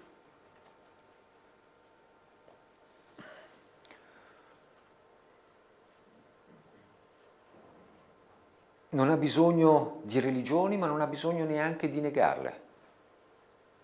Non ha bisogno di elementi convenzionali di scambio. Non ha bisogno di perseguire la diversità, perché ogni cosa, per sua definizione diversa, la sua forma naturale è l'infinita diversità, che è infinita ricchezza. Lo vedete? Non credete le mie parole, perché non è bello credere solo alle parole, ma guardatevi in giro. Infinita diversità, infinita ricchezza. Madre Natura ve lo fa vedere, ma anche la forma stessa degli esseri umani, quando non vengono tagliati tutti, no? dal sistema educativo, che è figlio del controllo, no? Di quella forma grossa, no? Che dicevamo prima. Nel sistema educativo noi abbiamo un sistema che ha deciso che tutti sono giraffe e quando c'è una scimmia lì, gli devi far assumere la forma della giraffa, la scimmia andrà in frustrazione. Insegni alla scimmia a mangiare la foglia in alto, no? Al leone a mangiare la banana, provate, vanno fuori di testa. Altro che fargli l'elettroshock e la lobotomia dopo, altro che dargli gli psicofarmaci, altro che farli bere per dimenticare. La forma naturale, non la forma superiore evoluta, la forma da superuomini del pianeta, la forma divina, questa è già la forma. Non c'è bisogno di andare in un altro pianeta per vedere la divinità di qualcosa, basta dire ma come funziona questa Terra? Già soltanto da un punto di vista meccanico, ma voi lo sapete come funziona questo pianeta, è una cosa incredibile. Innanzitutto parte no, il girare intorno alla famosa stella chiamata Sole, ma voi sapete che fa così, no? Wow, lo sapete? Ma come cazzo fa a fare così? Ma ve lo siete mai chiesto? Cioè, quando fai questo movimento continui, no? No, invece si ferma e poi torna indietro, no? E quindi in una certa area hai le stagioni, in un'altra area ne hai due, in un'altra area non ne hai, no? Infinita diversità. Lo sapete che guardate qualunque documentario sul centro della Terra, nessuno sa che cosa c'è al centro della Terra. Come cavolo funziona? Sì, hanno ipotizzato il nucleo di ferro fuso, eccetera, eccetera, ma ultimamente, per esempio, hanno detto dentro, per generare l'energia che possa generare il campo magnetico intorno alla Terra, che mantenga la Terra protetta dalle radiazioni solari, no? Che sapete che è una bomba nucleare, no? Di 1 milione di chilometri di diametro il Sole, no? Per generare quel campo magnetico dentro ci può essere soltanto una centrale nucleare, quindi una piccola stella. No? Dicono, teoria, ma non si sa come funziona tutta questa cosa. La perfezione che rende una biosfera compatibile con la vita in questa forma, perché l'acqua diventa liquida a 0 gradi centigradi. Tutto quello che serve per generare questa perfezione normalmente viene dato per scontato, no? Perché dice, vabbè, tanto, no? Come anche le vostre emozioni, quando sentite quel che vi toglie il fiato, no? Che cos'è quello? Nella sua forma naturale, questo pianeta, nella sua forma naturale, non è che non conterrà elementi di oh ragazzi, siamo tutti fratelli. No, la sua forma naturale è impetuosa, è passionale, è pura passione e impeto. Lo vedete anche nella sua forma controllata, quando guardate, per esempio, il leone e la gazzella. Nella sua forma naturale non è che le anime non si potranno più avvelenare, perché la libera scelta, il libero arbitrio, sarà possibile, è possibile sempre, fa parte della sua forma naturale. Come viene rappresentato questo? Per esempio, dal mondo che noi stiamo vivendo adesso, quindi il mondo che verrà, oltre a contenere queste milioni di piccole comunità, tutte diverse dalle altre, tutte portatrici di una microcultura formidabile, non una microcultura alla Amish, dove dici, rifiuto ogni tecnologia. Anzi, come voi ben sapete, spero, no, perché ho visto fuori tanti libri molto interessanti, no? Quindi sicuramente ci sono stati conferenzieri che ne hanno dette di cotte e di crude, no? Io sono o il crudo o il cotto, a seconda dei punti di vista. No, voi sapete che c'era il famoso Nikola Tesla, no? L'avete sentito nominare questo, no? E sapete bene perché tutte le cose belle che lui aveva inventato, tranne la corrente alternata, no? Che è quella che noi stiamo tuttora utilizzando, tutte quelle cose belle non sono state portate a termine e divulgate perché erano gratis. Lui aveva trovato il modo di dare energia elettrica gratis, l'ha proposta a JP Morgan, sapete quello della banca, no? Della grande banca, e quello gli ha detto, ah sì, aspetta, vai a fare un giro un attimo che devo fare una cosa, no? E lo ha licenziato. No? Tante cose adesso non si possono realizzare perché la forma del controllo, dell'egemonia, no? che mantiene viva la forma del controllo che si sta dissolvendo, impediscono che questo possa avvenire. Per esempio, se l'economia adesso, no, che fa parte di questa forma del controllo, è basata sul petrolio, no, non potete tirare via i motori a scoppio, non potete inventare qualcosa di nuovo, no, e divulgarla alla grande massa. Invece, nel mondo che verrà, nella sua forma naturale, non ci sarà limite agli sviluppi tecnologici che potranno essere fatti, ma saranno di matrice artigianale, non industriale, ma di matrice puramente artigianale. Con la visione di qualcosa, no? Dire Nikola Tesla è per darvi l'idea di quello che può l'ingegno umano senza risorse, perché a lui gliele hanno tolte poi le risorse, naturalmente le famose risorse economiche, no? Che avrebbero permesso a tutto il mondo di usufruire delle sue scoperte. La medicina, nella forma naturale di questo pianeta, come abbiamo detto prima, quando l'incedere, il movimento è naturale, quando il suo movimento è naturale. Avete mai visto in un alveare che ci sono i dottori? No, c'è le api col camice bianco che curano delle altre api che hanno l'ala un pochino, no? Dici no, aspetta. Oppure il pungiglione, dici ma ce l'hai un po' piegato così, le mie amiche ce l'hanno tutte dritto. Oppure come adesso, no, allungare, no? No, lo dico che ci sono i bambini qua. Se ricevete le mail di spam, no, le vedete anche voi, ma le vedono anche loro perché le ricevono tutte le mail di spam. Cambiare il colore delle antenne, no? Dice che cazzo, va di moda. Non c'è questo. Non c'è... Perché adesso esiste tutto questo perché c'è la percezione della corpocentricità, no? Il corpo è tutto ciò che abbiamo e quindi proteggere il corpo. Se fossimo delle spade ci sarebbero degli ospedali per le spade, no? Per mantenere il metallo bello lucido, magari un pochino, no? Tutte queste cose. E nella sua forma naturale invece non sarà così, perché l'origine della malattia, l'origine di quello che sono le patologie, al di là di quelle traumatiche naturalmente, l'origine sarà percepibile. La percezione di quell'oltre farà in modo che sia possibile percepire dentro di sé e dentro tutto ciò che ci circonda la sua vera forma, ciò che sta rappresentando in quel momento. Quindi potrò vedere la forma dell'arroganza o la forma della paura quando si manifesta, quando viene qui rappresentata. E quindi ho l'opportunità di modificarla, anche perché non c'è medicina che possa modificare quella forma. Lo devi fare tu. lo puoi fare tu. Non c'è nessuno che mi possa aiutare a modificare quella forma. Provate ad andare da quel capitano, no, che stava uccidendo e dirgli: no, guarda, tu devi smettere di essere arrogante, non vedi come sei cattivo?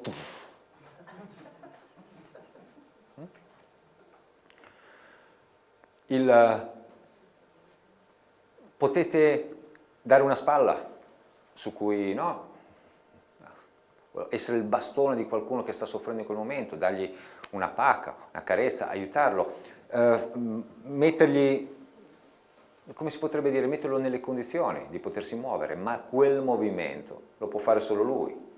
No, quella realizzazione di che cosa sta occupando, di quale forma sta completando in quel momento, lo può fare solo lui, lo potete fare solo voi. Non esiste la possibilità di scrivere un libro di medicina che possa curare questi sintomi, perché per ogni corpo fisico e per ogni anima sono completamente diversi. È come avere un libro che cura le giraffe, i rinoceronti e i coccodrilli nello stesso modo, non è possibile. Certo, se si rompono una zampa, però anche lì, come la struttura dell'osso della zampa del coccodrillo è diversa da quella della giraffa.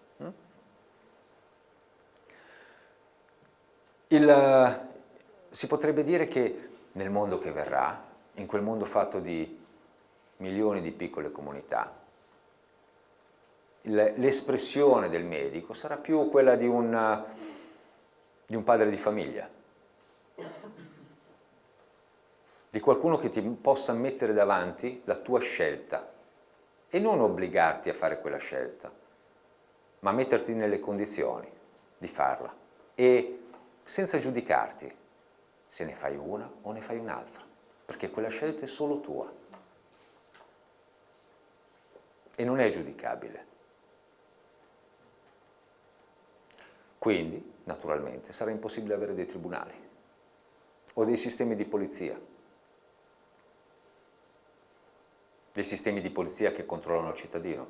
Voi sapete, sistemi di polizia si fa per dire, no? Perché appunto adesso la differenza che c'è tra un sistema di polizia e l'esercito per strada, no? Sapete quello che è successo adesso in Francia, no? Io non ho la televisione, quindi l'ho visto al bar sotto casa, no? Cioè il giorno comprano e ho visto un pochino di cose. Poi ogni tanto mi chiamano per intervistarmi, come per esempio oggi, che è stata molto comica. Scusate se faccio un piccolo intervallo, no? Mi ha chiamato, non mi ricordo, mi sembra la 7, no? Che senta, perché io sono un esperto di tecnologia, ve l'avevo detto all'inizio, no? Senta dottore, ma cosa ne dice dell'attacco che ha fatto l'ISIS a Twitter della cosa? Mi hanno chiamato che ero in macchina per venire qua, allora ho detto: lei mi guardi un attimo su Facebook, che cazzo è sto attacco? Scusa, sempre un po'. E allora è andata a vedere, mi ha fatto vedere, c'è l'ISIS, no, nota organizzazione terroristica, ha hackerato l'account Twitter del Comando Centrale Antiterrorismo degli Stati Uniti d'America.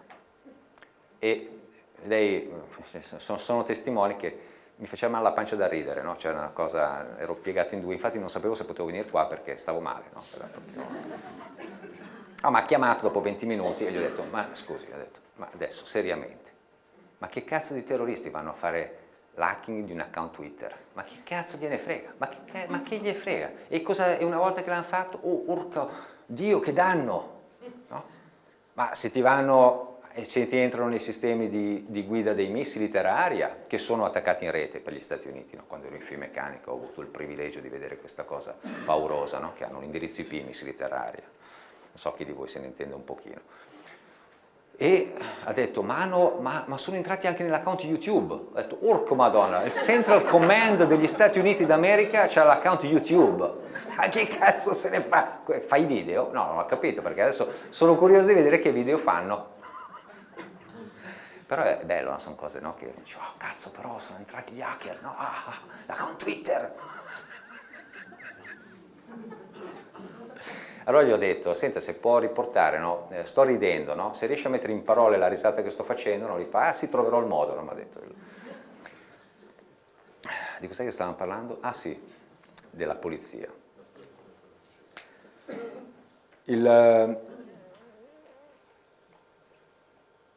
In filosofia, diciamo così, no? In filosofia si potrebbe dire che la polizia che cosa fa? No? Protegge il cittadino, giusto? Beh, dovrebbe, o no? Però, Vedi che ci sono quelli che dicono no, sbirro bastardo, no, è bello. All cops are bastards. No? E l'esercito che cosa fa? Difende i cittadini dai nemici dello Stato, giusto?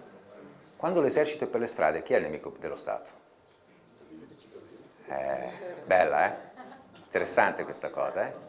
Meditate, meditate! No, dicono, vabbè, no, sto scherzando. Non sto scherzando sulla cosa di prima.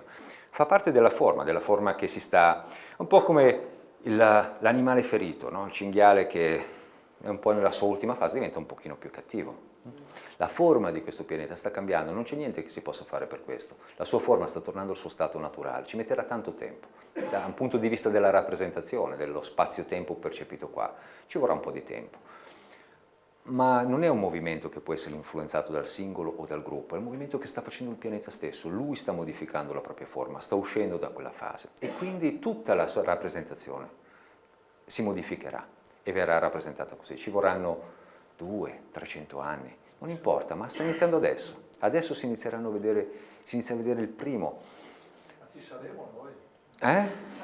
Spero per lei di no, perché magari come anima si sarà realizzato, ma se anche c'è, che figata, però non si ricorda niente di questa conversazione. Rotta questa cosa. Non sappiamo niente all'insieme. Ecco, però grazie per la domanda. Quando viene fatta una domanda senza quando dici noi, no? Normalmente quando dite questa cosa, ci sarò, ci saremo, si intende che cosa? Il corpo fisico. Quello che è solo la struttura fisica.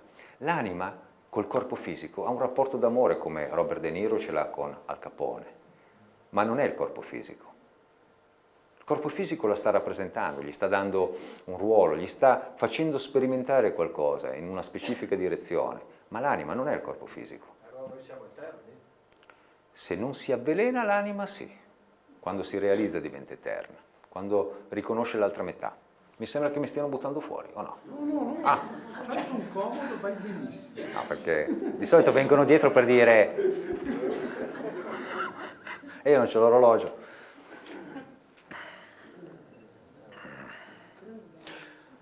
Comunque, per suggellare tutto questo, o comunque per lasciare qualcosa di tutto questo, ho scritto un piccolo libercolo che è intitolato appunto Il mondo che verrà, ma più che altro è scaturito dalle domande che sono state fatte. Non è un libercolo scritto...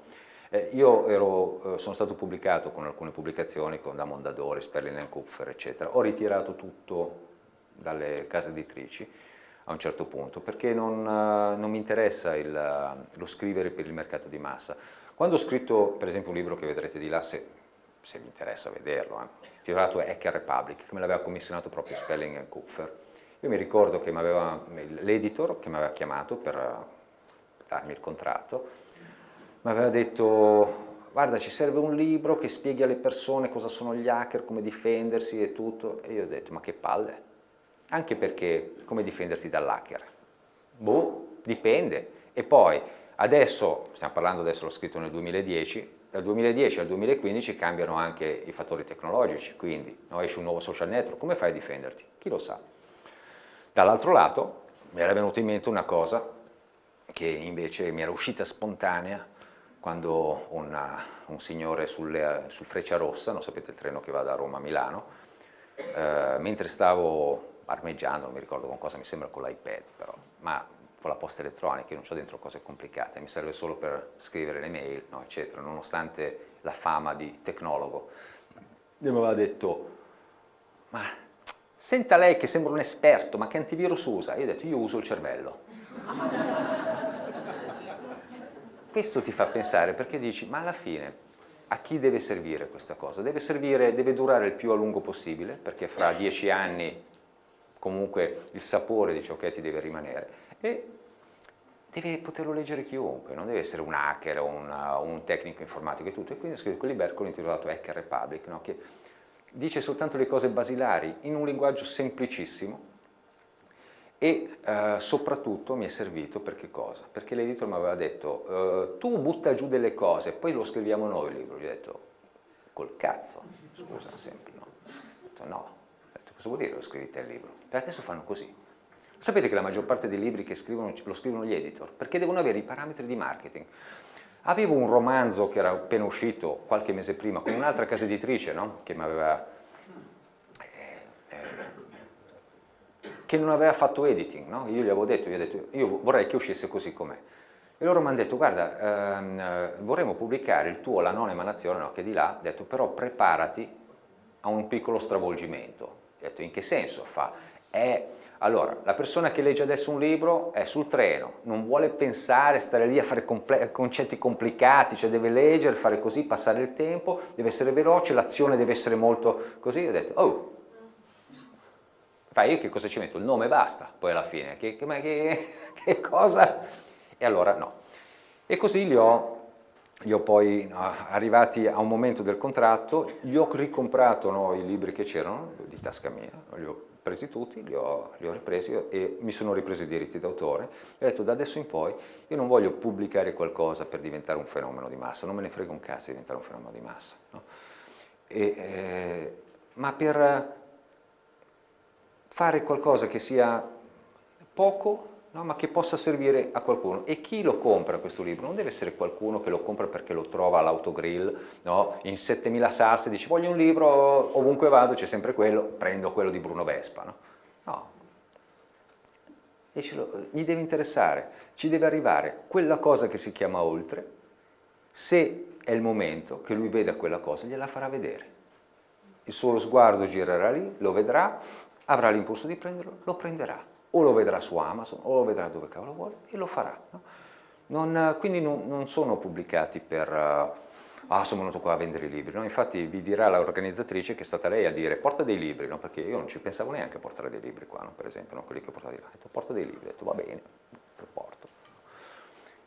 È stato scritto questo libercolo, non è un libro lungo, complesso e quant'altro, no? Ma per rispondere a queste domande che sono state fatte nel tempo e che a cui è difficile rispondere con i parametri mentali che il corpo ha costruito fino adesso. I corpi che sono nati prima di un paio d'anni fa nascevano non con un difetto, ma con una forma preprogrammata, che era quella che abbiamo poc'anzi descritto, no? Quella parametrica del controllo, della generazione di tutta una serie di elementi che dovevano rientrare entro determinati schemi, potremmo dire quasi digitali.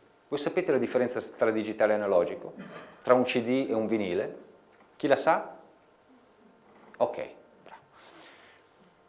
L'analogico ha uno spettro di frequenze che tende all'infinito, potremmo dire, no? Digitale ha uno spettro di frequenze tagliato, da qui a qui. La mente era costruita in questo modo, no? Fino a questo è accettabile, oltre a questo non lo vedo. Fino a questo è accettabile, oltre a questo non lo vedo. Ma puoi metterglielo davanti così, non lo vedi. Non lo vedi. No? Piano piano la forma del pianeta fa in modo che questi schemi si sgretino pure, ma avviene con sofferenza, con grande sofferenza e con resistenza, perché sono parametri che hanno sostituito il senso di solitudine. È come se un gruppo di pareti con delle sbarre fossero state la soluzione per non sentirsi troppo soli e quindi per non aver paura. Chiudersi all'interno di una cella, cioè vi immaginate questa cosa? Bene, io non, appunto ripeto, potrei andare avanti per altri 2 o 3 giorni, però non vi voglio annoiare troppo. Grazie di essere venuti e se volete ci vediamo un'altra volta.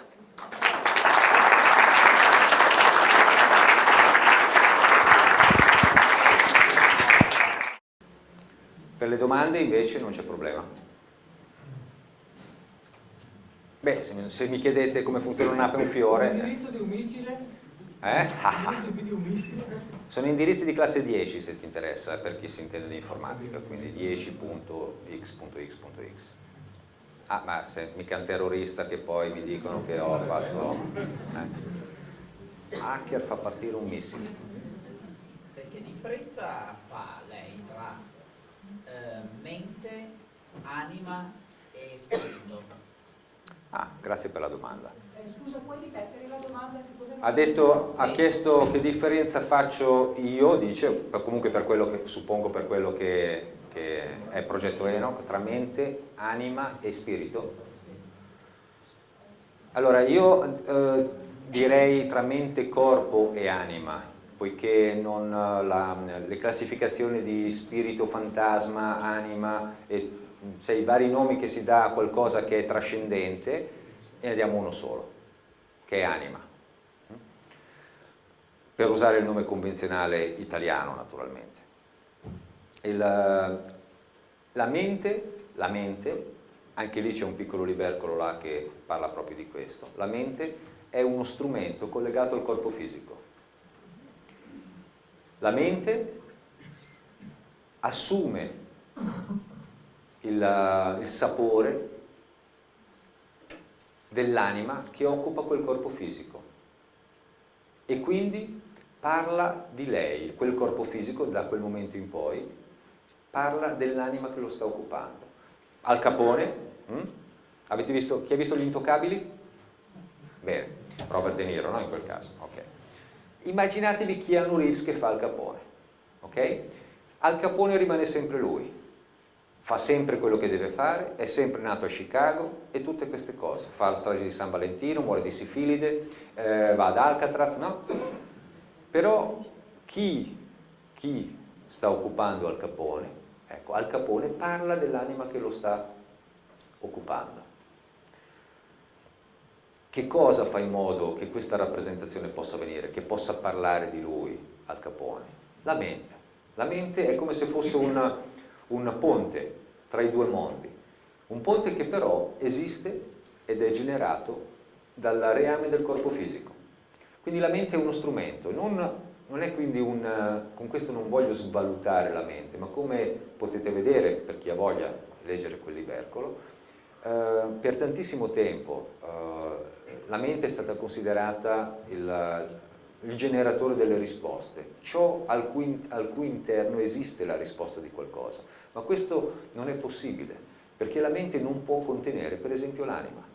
E non potendola contenere, se noi diamo alla mente potere di onnipotenza, escludiamo noi stessi dall'equazione. La mente è uno strumento il cui scopo reale è quello di rappresentare, di generare forme che rappresentino l'oltre. Quindi rappresentando per esempio le nostre emozioni. Possiamo fare l'esperienza di questo quando siamo per esempio in un sogno, no? Voi in un sogno avete la percezione di uno spazio-tempo, vedete, no, oggetti, vedete distanze, dimensioni, elementi temporali, quindi sequenze di movimenti, giusto? E vedete delle forme, tipo degli animali, delle persone e quant'altro, no? Quelle forme che voi vedete sono una rappresentazione di emozioni che voi state provando, di elementi dell'oltre che voi state provando, di ciò che state sentendo voi. La mente cerca di rappresentarle. Quando il corpo è spento, quando il corpo è a riposo, la mente rappresenta e genera, diciamo così, le forme che l'anima,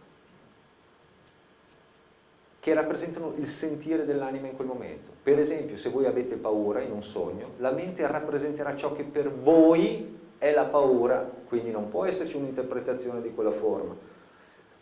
Oddio, ho visto un lupo in una foresta oscura, il lupo aveva 4 occhi, a giocare il numero 4 c'entra un cazzo, cioè, scusa sempre, mi dimentico. Che cosa stavate sentendo in quel momento? Paura. Ecco, la mente collegata a quel corpo fisico ha rappresentato la vostra paura con quella forma. Potete vedere degli ambienti, per esempio state cercando di risolvere un problema, sognate di essere, che ne so, all'interno del parrucchiere se è una donna, no? Perché la donna risolve i problemi all'interno del parrucchiere e che parla con l'amica, no? E dice no cazzo però mio marito cosa fa, chissà se, no?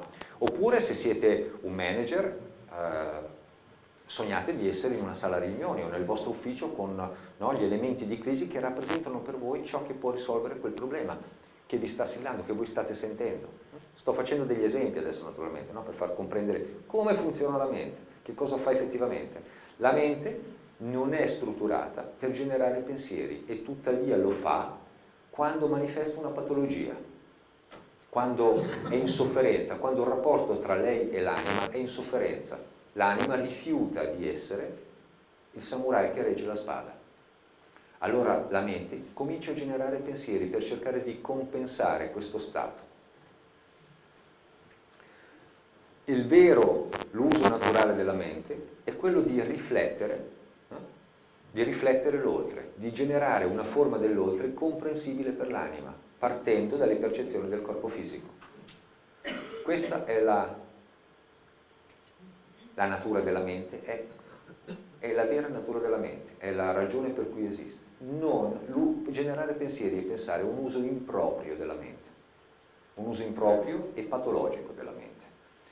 L'anima è quella cosa che poc'anzi abbiamo chiamato l'oltre, è la persona vera, è il contenuto all'interno del contenitore. Il corpo fisico è un contenitore, noi lo chiamiamo un contenitore solido, no? Poi magari lo facciamo adesso anche nella piccola fase esperienziale. La sua formula, diciamo così, del corpo fisico, no? Se vi interessa naturalmente. È un contenitore solido, lui ha due direttive fondamentali. Poi c'è il suo incedere, no? La sua configurazione, ma due direttive fondamentali. La prima è sopravvivere, la seconda è io sono un contenitore, in quanto contenitore da quando lui viene generato, ovvero da quando esce dal corpo della mamma, da quando esce dal corpo della mamma, comincia ad attirare a sé un contenuto. È come se emanasse un richiamo. La prima anima che non ha un corpo che passa che è lì vicino, viene attirata dentro quel corpo e diventa lui, completamente, dall'inizio alla fine, non importa a quale età entri, ne acquisisce tutta la storia, tutto ciò che gli è accaduto, dalla nascita fino a quel momento. Non esiste, per quello che noi stiamo trasmettendo, un'accezione trascendente diversa da quella di anima, ovvero che puoi chiamare spirito. No? So che ci sono alcune religioni che fanno questo tipo di differenziazione, per esempio la religione Yoruba, no? Anzi, questa famosa religione Yoruba chiama tutte le componenti dell'essere umano il condominio, o qualcosa del genere, insomma, non lo chiama come l'hanno chiamato adesso, no? Così, cioè c'è l'ego, il superego, l'ego inferiore, l'ego superiore, il corpo, la personalità, c'è tutta una serie di cose, no? Che si devono parlare, che casino ci fanno. Ma no. No, non è sempre per svalutare la cosa, però se volete vedere la religione Yoruba andate a vederla. Una religione africana, no? Che poi è rovinata quando l'hanno presa in mano i brasiliani prendendo l'ayahuasca, no? Chissà cos'è l'ayahuasca? Cazzo, però è interessante.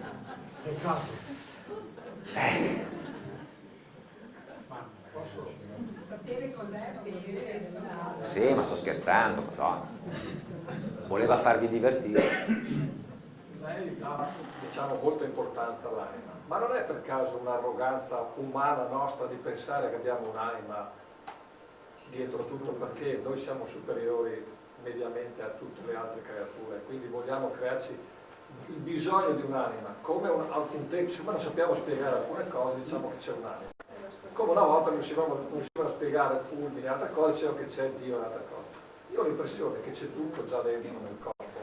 Cioè non c'è bisogno di crearsi un'anima, noi siamo già un'anima sostanzialmente, un'anima, non siamo un'anima, per conto mio è un po' una necessità che abbiamo noi di crederci immortali, perché l'anima sopravvive a noi, quindi abbiamo questa necessità, perché abbiamo capito il concetto di morte come esseri umani, cosa che forse gli animali erano un po' meno presenti, cioè vivono più serenamente e non si pongono questo problema. Noi ce lo siamo posti questo problema e quindi abbiamo avuto bisogno di inventare l'anima, a mio modo di vedere. Ma secondo me l'anima non c'è, il corpo è già tutto, rappresenta già, se vogliamo dire, la creazione, tutto se stesso dentro il corpo, non c'è bisogno di metterci dentro l'anima. Come diceva la mia ex moglie, l'importante è essere convinti. Allora, io non voglio convincere qualcuno che ce l'ha o non ce l'anima e tutto il resto, no? L'importante è che ognuno crede quello che vuole, no? Cercate, almeno se siete rimasti un pochino con la mente aperta e qualcosa, no, così, bene, se no tornate a casa e dite, ma che cazzo ha detto quello? Non ho capito niente, va bene lo stesso. A me piacerebbe molto crederci, però voglio capirci. Ascolta quel qualcosa a cui non riesce a dare una spiegazione e basta, non stare lì a pensare.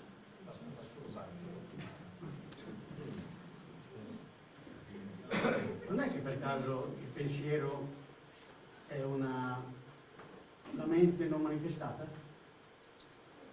Il pensiero è la mente non manifestata. manifestata. La mente esiste già in partenza, è il pensiero che l'abbiamo fatto. Il pensiero che poi magari può anche chiamare come spirito, anima o qualche cosa. La mente da sola non gira, oppure il pensiero. Allora, la mente da sola non gira è perché questa definizione, no, che lei sta dando a mente presuppone il fatto che la mente e il pensiero sono degli elementi identificati. Io ho dato, per quanto riguarda me, però chi sono io, no, per contraddire il suo punto di vista? Per quanto riguarda quello che noi stiamo trasmettendo qua, la mente e il pensiero, la mente può contenere il pensiero, può generare pensieri, ma è un aspetto patologico della mente. La mente comincia a fare questo, il corpo fisico, quando il corpo fisico entra in sofferenza. Questo per quello che facciamo noi. No? Poi sicuramente se vai in un libro io sono laureato in psicologia clinica, no? Tra l'altro nella vita papera, sto dicendo, quindi se va ne trova di cotte e di crude, di definizioni di mente, pensiero, ego, superego, subego e quant'altro, no? Ma non hanno niente a che fare con quello che stiamo facendo noi adesso, hanno a che fare con qualcosa di diverso. Per quanto ci riguarda, per quanto riguarda quello che sto trasmettendo, il progetto Enoch, no, eccetera, la mente di per sé è un accessorio del corpo fisico e quello a cui serve è per trasformare in elementi rappresentati, per generare rappresentazioni dell'oltre. Quando comincia a generare pensiero, quello che uno dice non riesce a fermare, quando comincia a fare quello è in sofferenza, sta soffrendo, perché la realtà è senza pensiero, sempre secondo quello che facciamo noi qua adesso. Allora, la realtà è istinto, allora? La realtà è solo istinto? La realtà è un movimento naturale. Lo può chiamare, vede, il cercare di trovargli un nome qua è qualcosa che a volte, naturalmente per problemi comunicativi, sono costretto a fare, ma in realtà quello di cui stiamo parlando non trovo una parola effettiva che possa descriverla. Sì, diciamo che la parola istinto si avvicina a questo, tuttavia l'accezione che lei dà a istinto, che viene data a istinto normalmente, è un'accezione inferiore, è l'accezione di un animale che si muove per stimolo-risposta, e invece non è questo, perché il movimento del leone non è un movimento di stimolo-risposta, è un disegnato all'interno della sua forma. La sua forma non è soltanto a 4 zampe con una criniera, la sua forma completa include il suo campo di esperienza. Quella è la forma completa del leone. Vogliamo dire che all'interno di quella che Mozart quindi si è mosso verso la musica perché aveva istinto? Diciamo allora che aveva istinto, però se riesce a comprendere quello che voglio dire. No, ho capito. Ok. Però è la fine della libertà, perché caduto nel solco della mia naturalità io posso fare solo il leone, corre e basta. Naturalmente, ma mi scusi un attimo, sì, per quanto riguarda il corpo fisico, ma visto che l'anima può occupare qualunque corpo fisico e quindi può fare potenzialmente qualunque esperienza possibile. Poi faccio il leone, poi faccio il coniglio, poi faccio l'uomo. No, leone, coniglio, eccetera, eccetera, sì, ma questo non viene fatto per generare in te la possibilità di scegliere cosa far fare al coniglio, ma viene fatta per farti sperimentare una forma del dare. La scelta vera non viene fatta all'interno del numero di Topolino 27. La scelta vera, quello che farà Paperino, non viene scelto dall'anima che occupa Paperino. Quello che sceglie l'anima è se riconoscerla o se rifiutarla, riconoscere l'altra metà o rifiutarla. Questo è il movimento che potrebbe essere definito libero arbitrio. Può bloccare la propria forma, certo, puoi bloccare il coniglio e non fargli fare il coniglio, puoi farlo e muori. Ma allora noi come anima siamo sempre esistiti. La vita. Seguendo il suo ragionamento come la gente. ma non è un ragionamento, ma volevo anche specificare, scusate, perché sennò potremmo andare avanti per qualche decennio, che non è un dibattito, no? Però se volete aprire un qualcosa di più, no? Io ho una mail, oppure anche tanti altri luoghi dove ci si incontra, no? Perché mi faceva segno, le diceva, tipo, facciamo così, facciamo la parte esperienziale, poi chi vuole fermarsi ancora un attimo per altre domande, va bene. in modo che le persone che poi vogliono andare. Ok, scusa, non ti avevo visto. Prima lei ha fatto un accenno parlando del capitano fascista che ha ammazzato questi due tizi, no? Ha fatto una relazione tra l'arroganza e la paura. Certo. Questa essere un po' più chiara. Certo, grazie per la domanda. Lei l'ha visto quel film, giusto? Glielo consiglio indipendentemente da quello che stiamo dicendo adesso.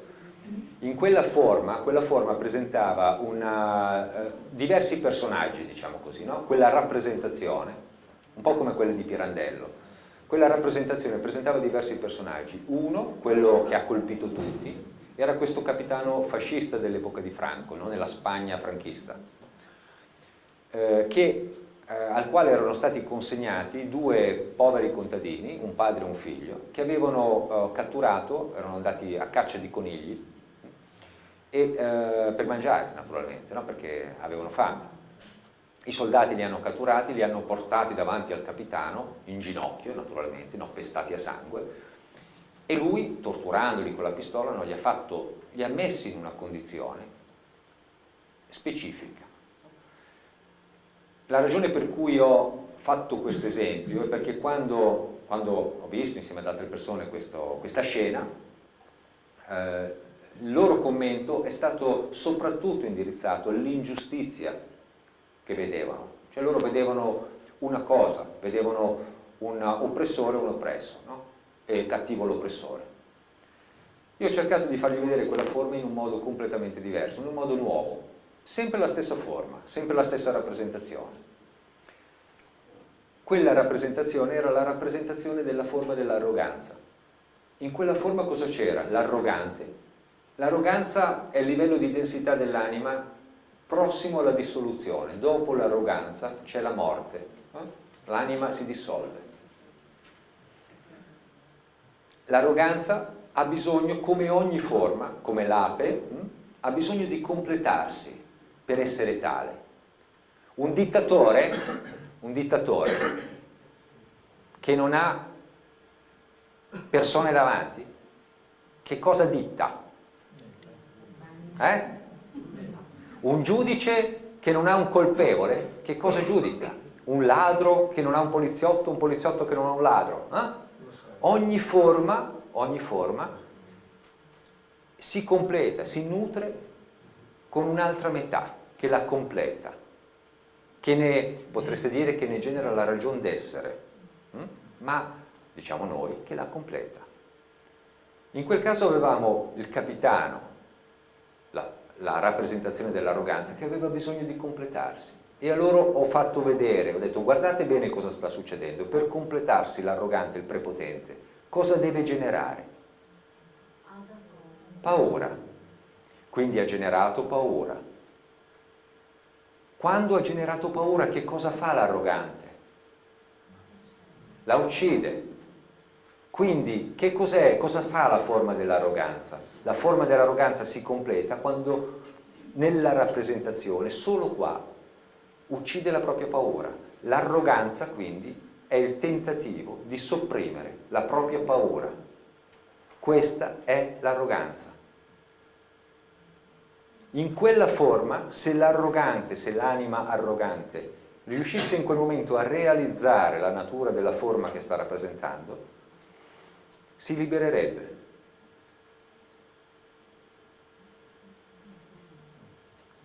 Questo è quello che è stato comunicato a quelle persone. Poi in quel film si possono vedere mille altre cose, a seconda del livello dal quale si guarda, si possono vedere mille realtà. Il livello che ho cercato di fargli vedere io era quello della forma che si completa, e quindi vedere, osservare attraverso la sola rappresentazione in un film che forma era stata generata e come si stava completando, e quindi dal suo completamento che cos'è quella forma.